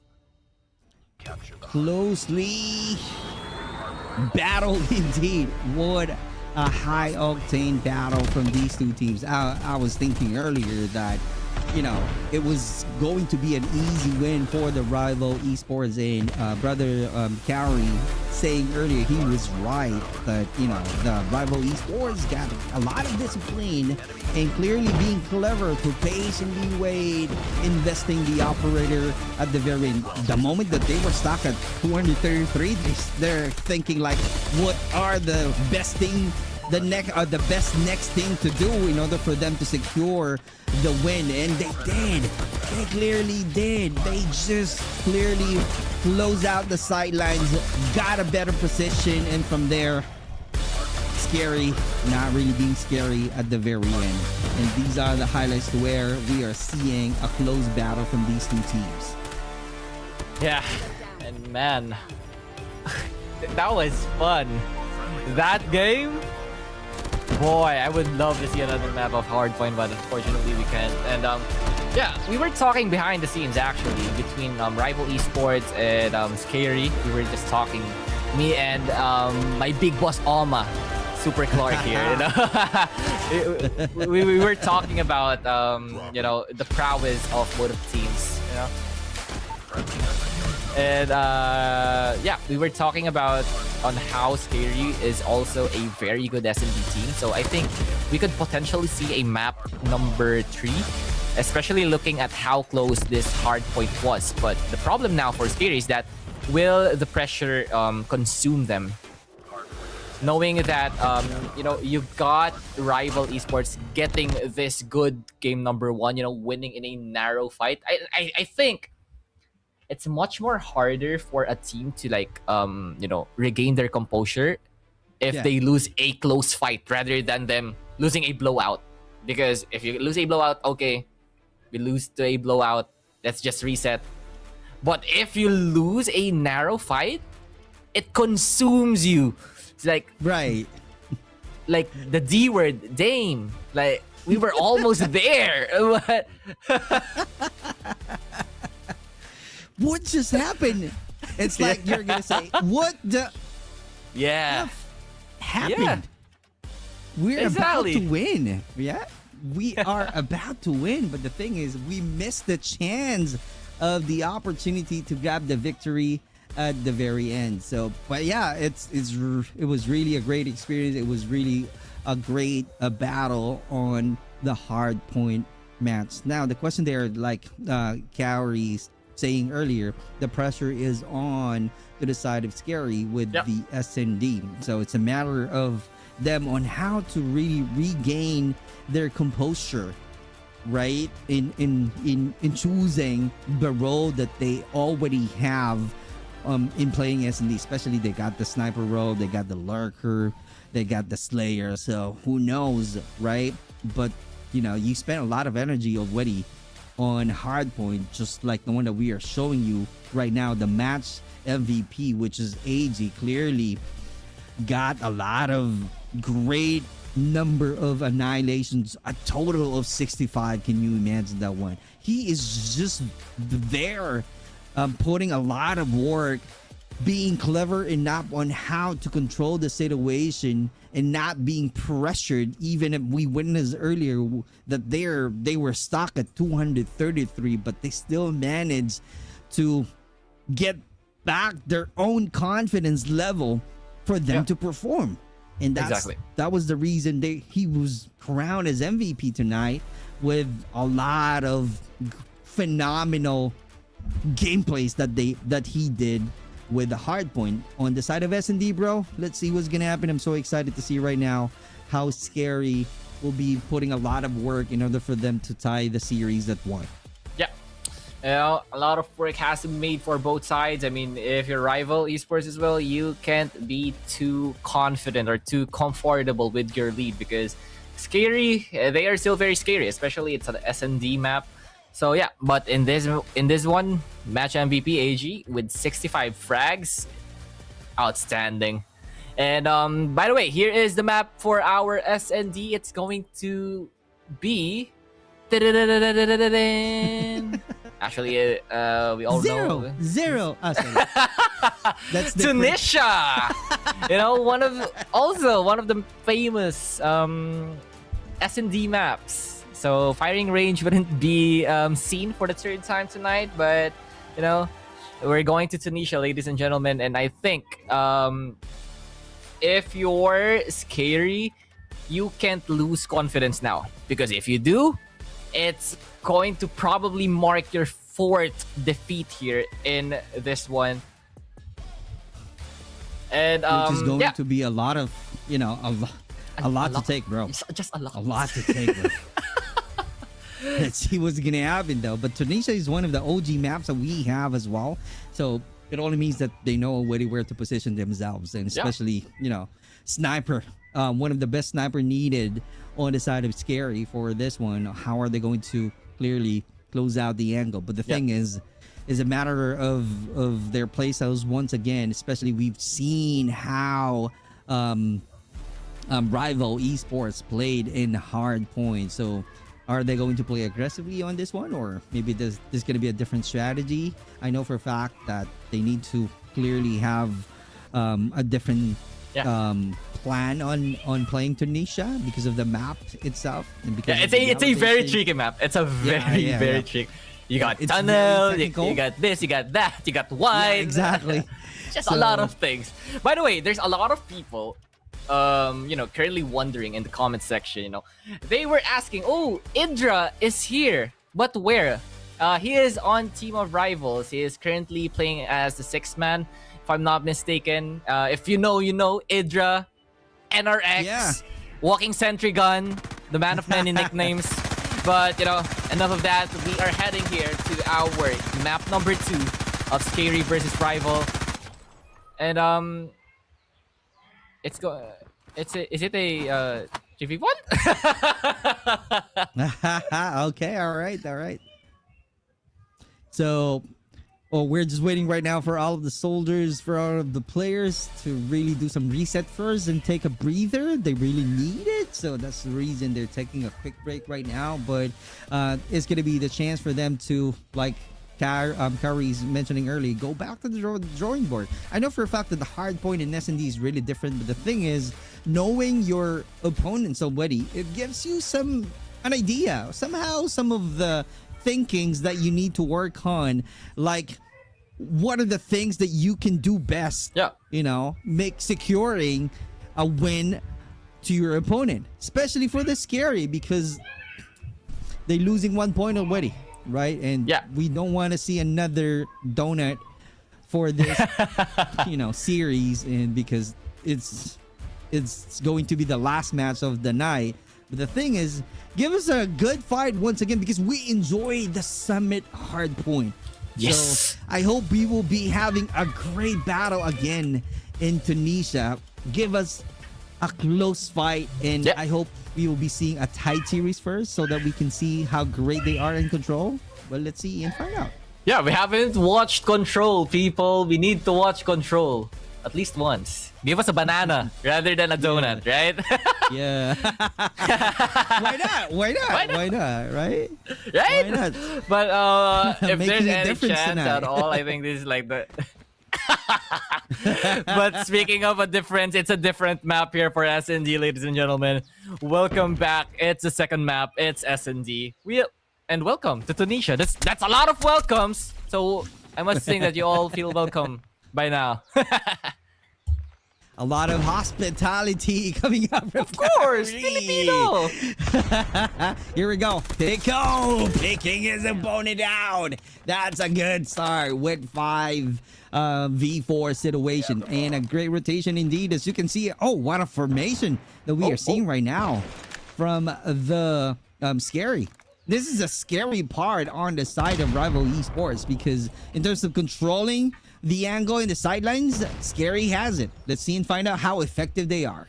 Yeah, we are going to see if they are effective indeed. As Tin, just waiting for the perfect opportunity to rush down this site because this is a very notorious site for shadows. You have to check under the platform, so a lot of things that they have to consider and pickle.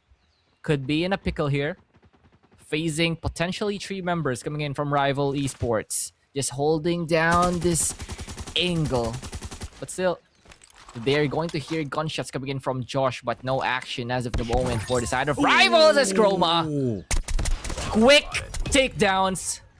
Also add another as Jibby You were the last could one. be done for here, as that is going to be a clean 5-0 in that first round. So he's kind of like, why I did that? Yeah. Why I provoked my opponent and losing the battle? Can you imagine? That was really a great 2 points from Chroma, ending the fight. SKAERI getting the lead right now. That's a good start.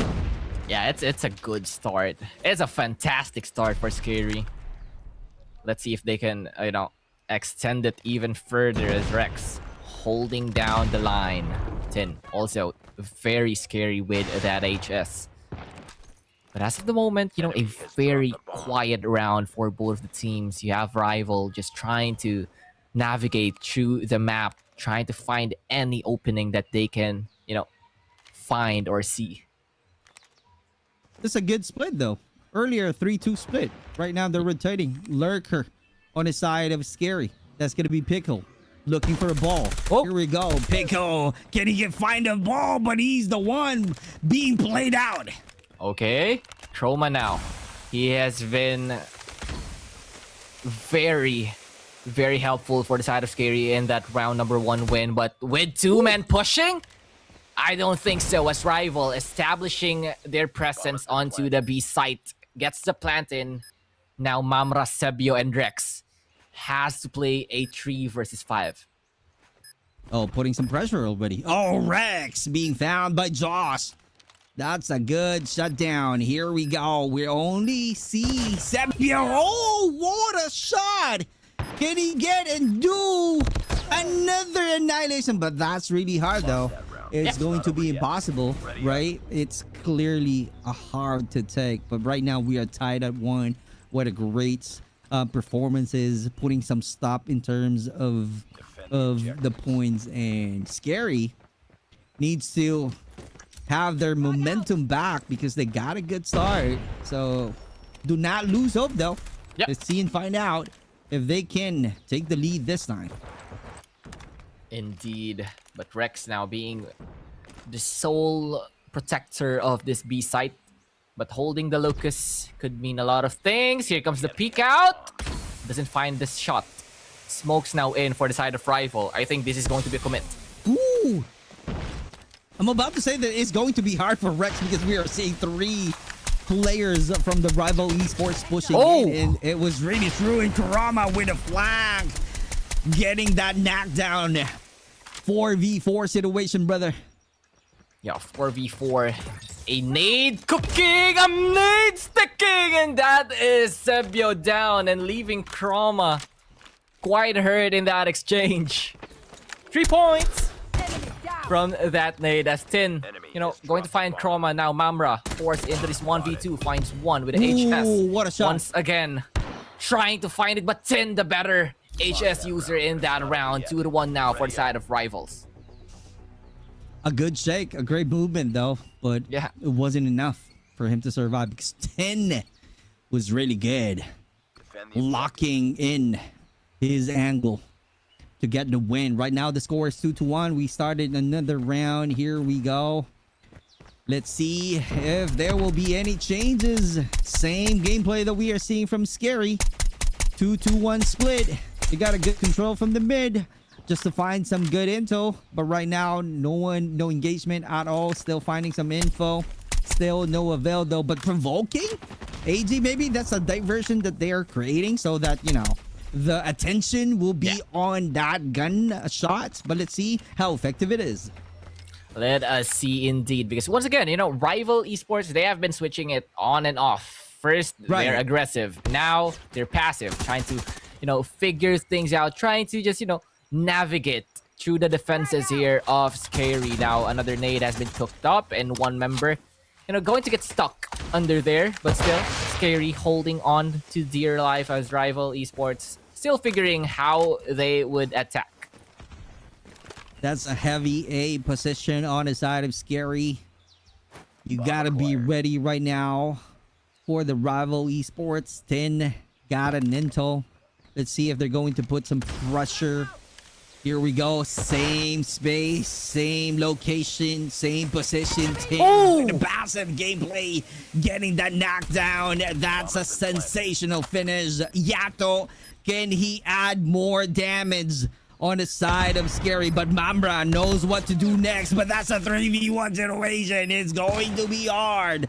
Rival Esports, Sebio got the angle. He got a high ground. Same thing with Rex with a sniper, but no avail in terms of the sidelines. Let's see how this is gonna go. How are they going to end this battle as we are seeing 3v2 situation?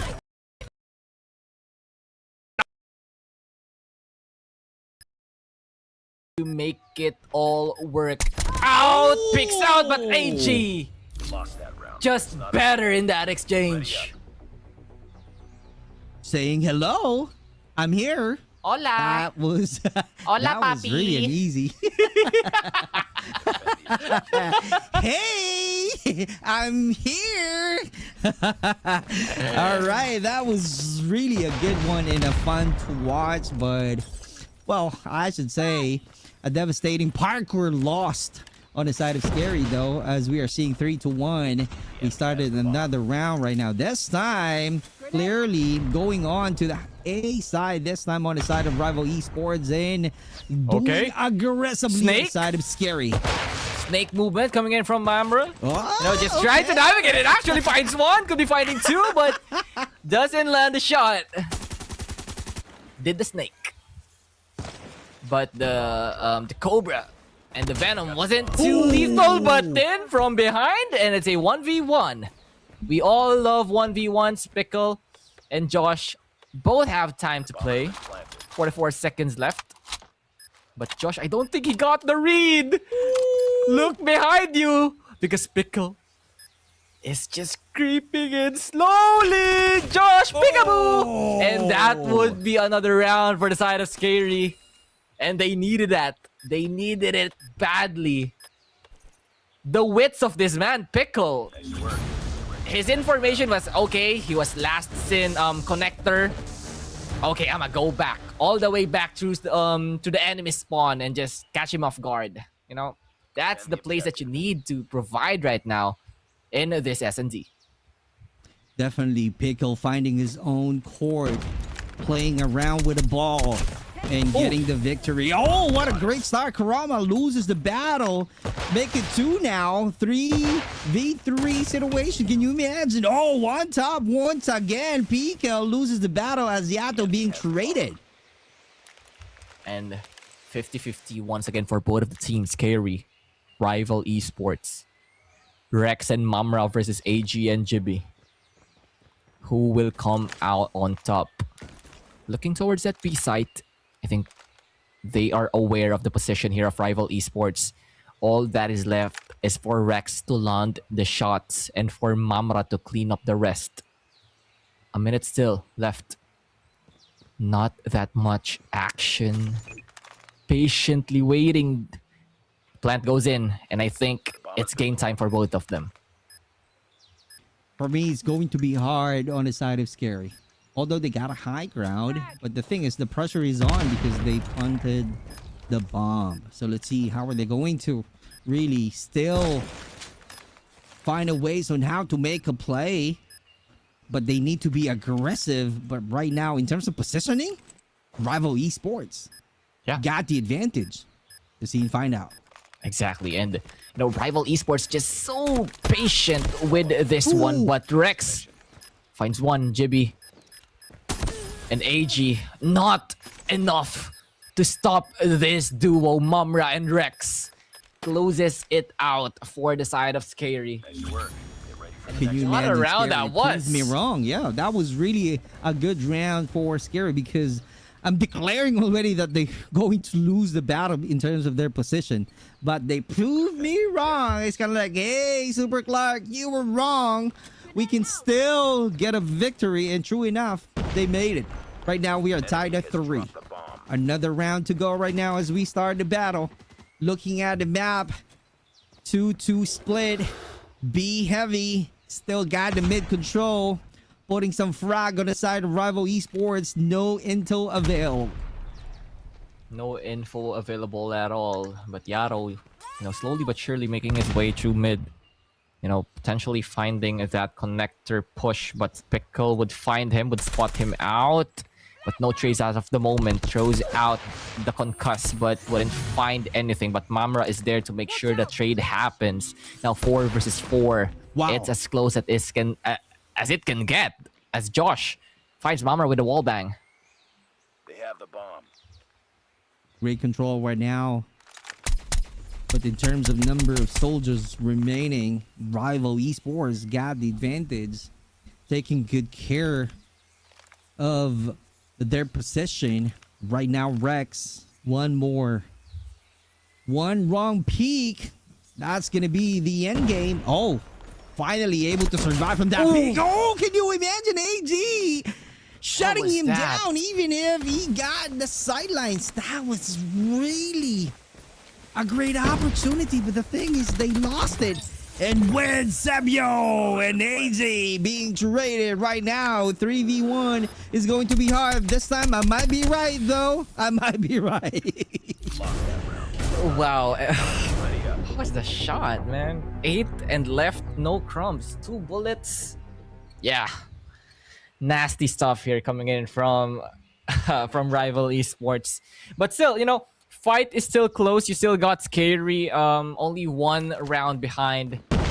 Rival Esports, if they want to secure this match, they need to secure as much of a lead as they can because SKAERI, they are not going to stop at any cost. Pickle, once again, on that aggressive push. It has been working out for SKAERI. But as of the moment, Pickle would just back away, with the potential threat of 10 being there. It's a very patient map, Hashenda, a lot of passages that you can go through, a lot of sites that you can take. But at the same time, like you said, one fatal mistake could be detrimental. Right. So let's see how this is going to go right now because it's an early. The one that we keep on witnessing from these two teams, once we started the less than a minute game, that's the time to where they're going to adjust their position. That's what is happening right now. They're trying to run away, rotating, adjustment from their position, creating their own unique formation, closing out the gap, and patiently wait, playing passively. That's the one that we are seeing. And here we go. About to push. Pickle picked one right now on the side of the opponent. 10 is right there.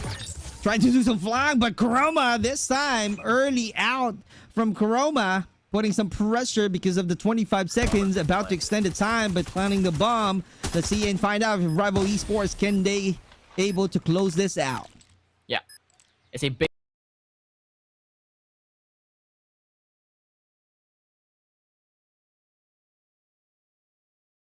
answer is no. A SKAERI bringing it all the way back.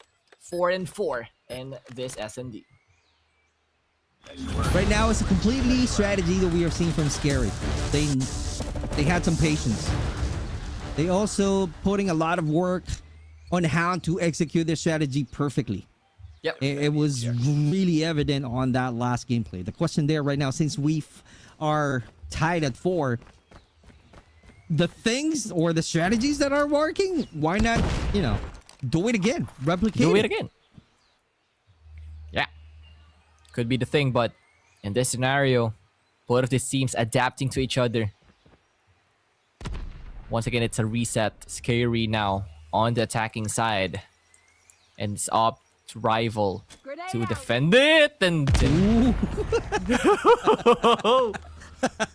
That's too scary. Oh, finally Rex heard right it. now, missing. 10, do not go up. Someone is It's- watching you. Be careful. Because SKAERI is just waiting in the shadows. You know, just trying to wait for that perfect moment. You know, it gets me tensed up as well as to how close this game is.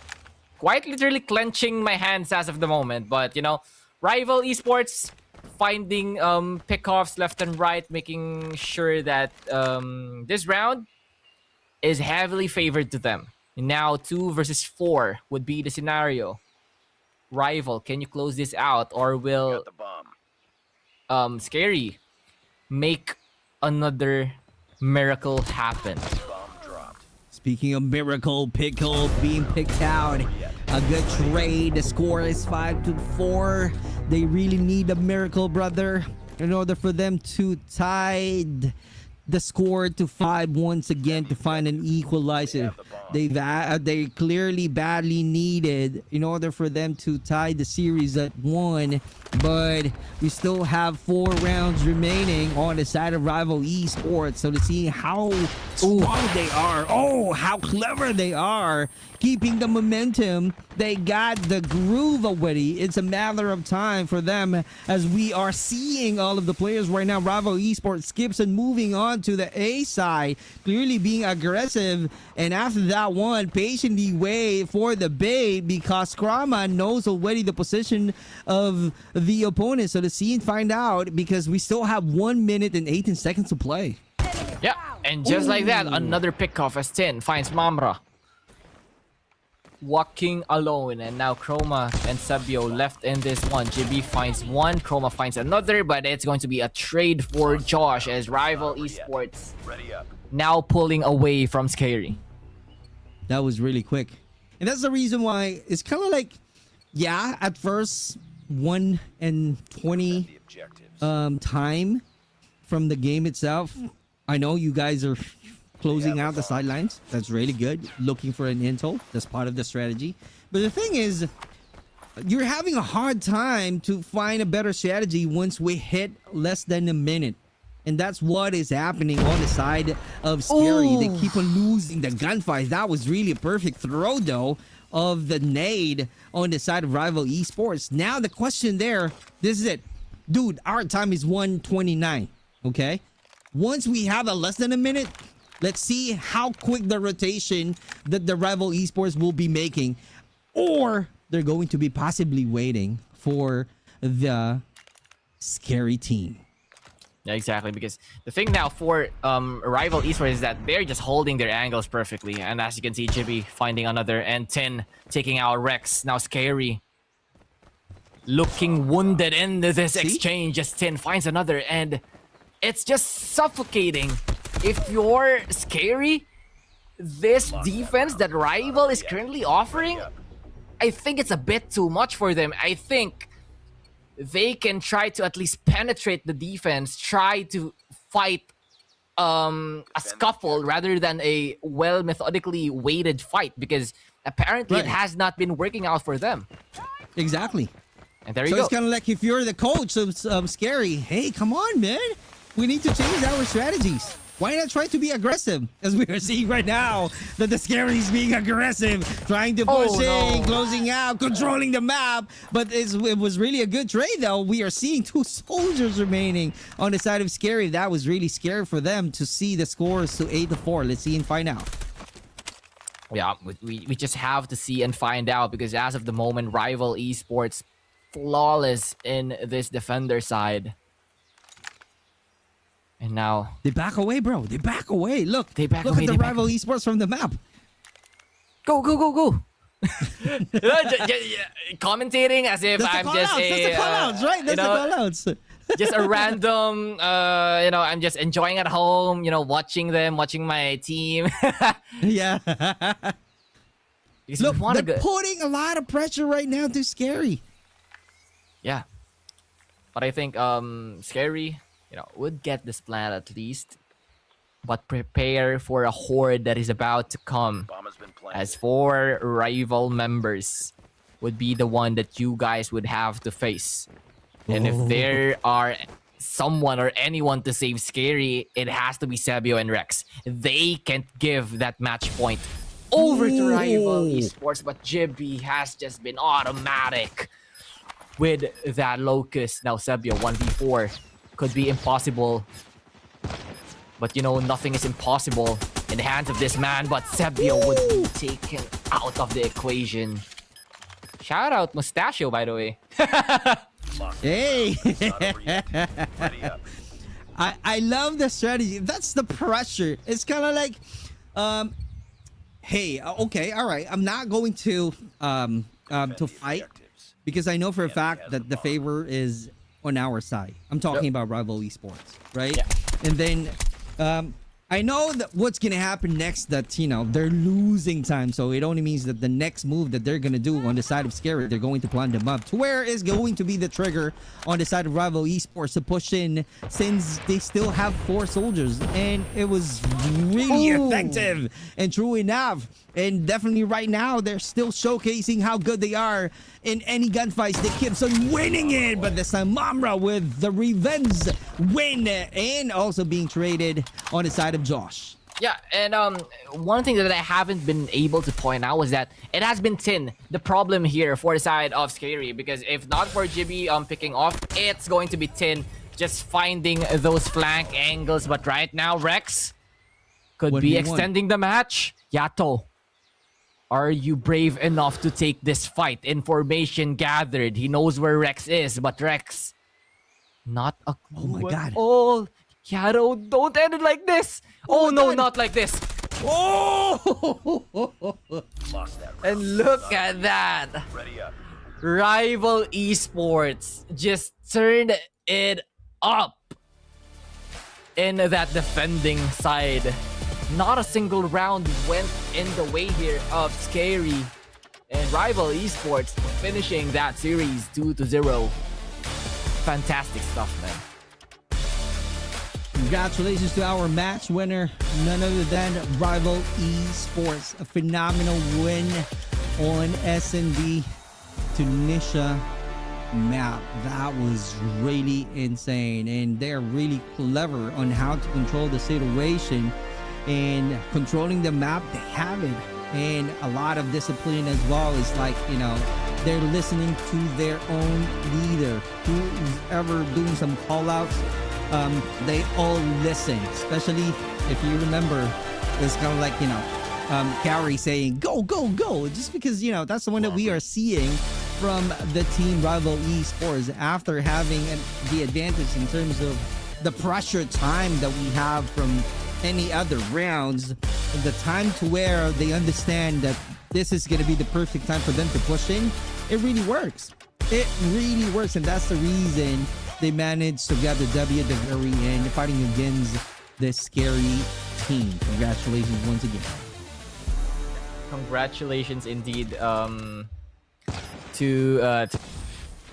Rival Esports. They are quite literally step by step.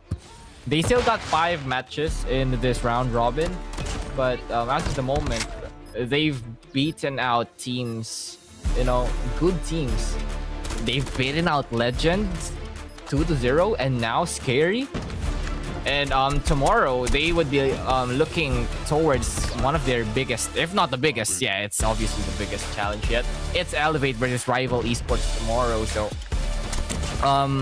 Rival Esports, if they continue this momentum, we could be seeing them, being back to glory, back to those champion days, back to that form, because these are the fragments of it, and it is showing. Right, it's really showing. They're flawless and they don't have any losses. Same thing with Elevate. And looking at the highlights of this match, and we were like, oh, it was really a close fight, a close battle from these two teams. But the moment that the Rival Esports understanding the weakness of the SKAERI, that's the time to where it's kind of like, we're seeing them how easy the Rival Esports control the situation and quickly rotating and knowing what's gonna happen next. And that's the reason that we are keep on seeing an easy win from the team Rival Esports. Yeah. But the thing is, SKAERI though, they put a good fight. They had the energy, they had a chance. But the thing is, they keep on doing the same thing. And like you said, Kaori, 10 is clearly a huge obstacle in executing their plan. And the moment they put a stop or knocking down 10, that's the time they're being aggressive. But the thing is, look at the last gameplay. It's kind of like he doesn't, I don't want to judge though, brother, but it's kind of like he doesn't have any, I don't know, I don't want to say, but let me say it though. He doesn't have a good headset. He's not hearing the footsteps of his opponents. So that's the reason, it was really a I think that is all thanks to the blue perk of dead silence. If you're walking, no footsteps at all.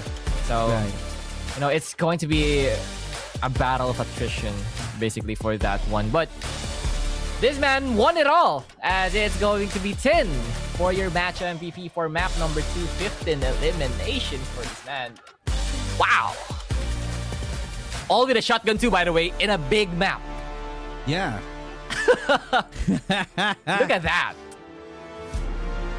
That was crazy. Great performances from 10. And this is your series winner, Rival Esports. We didn't see any banana. We only have Donuts. a donut for tonight's battle. But let's see what's going to happen though on the next day, because the flawless teams will be fighting against each other. Elevate fighting against Rival Esports tomorrow, so they need to be ready and carry the momentum. I know for a fact that they won the battle. We are showing you AD being the series MVP, clearly an effective player and a dominant player that we have all throughout the series with 71 total eliminations. Can you imagine that one? A huge help for the team Rival Esports. Clearly talented and got some skills that he can definitely offer to the team Rival Esports. Now the question there is how consistent they are tomorrow, as you guys are seeing the round robin stage standings. And for the round robin stage standings, here is your updated after all of the action that we've had today. You got Elevate, moving up in the ladder, still flawless in this match. Well, right behind them is Rival Esports doing the same. Legends having a bounce back 2-0 victory today over AMG.NL, and also it's going to be followed by Alula Club, which has only played one series as of the moment, but that ended in a 2-0 as well. We have DVK Oblivion, not playing their second series as of today. AMG.NL.X, and SKAERI falling into the bottom part of our standings. And, it has been an action-packed day. I might say so myself. Yeah, we've seen landslide victories or matchups, but we've seen hopes and glimpses from those teams that lost today. And I think that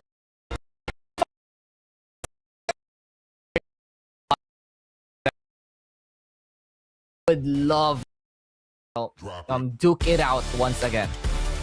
Let's see. It's going to be interesting battle tomorrow. Yeah. Elevate versus Bravo Esports. But the thing is, if you're losing the battle, it's going to be the time for you to think what kind of adjustment that you need to do in order for you to have a better chance of winning the fight, especially on the hard point S&D. And hopefully we will be seeing some control match, because for tonight's battle, we don't have any. We don't have control. It's just like a donut, hard point in S&D, and keeps on sweeping all of the matches that we had for tonight's battle. It was really fun. It was really a great night and a great battle for all of us. I enjoyed it, Carrie, and it was crazy, insanely good to watch, seeing all of the pro players performing well for their respective teams. Yeah, well, it has been a treat for me as well, you know, watching my childhood. Was it really childhood? But yeah, you know, watching my idols play, and being finally to have this opportunity to cast for Call of Duty Mobile. Man, I would love to be here again, but that is a story for another day, ladies and gentlemen. This is going to be the end. We'll see you in the next, gentlemen.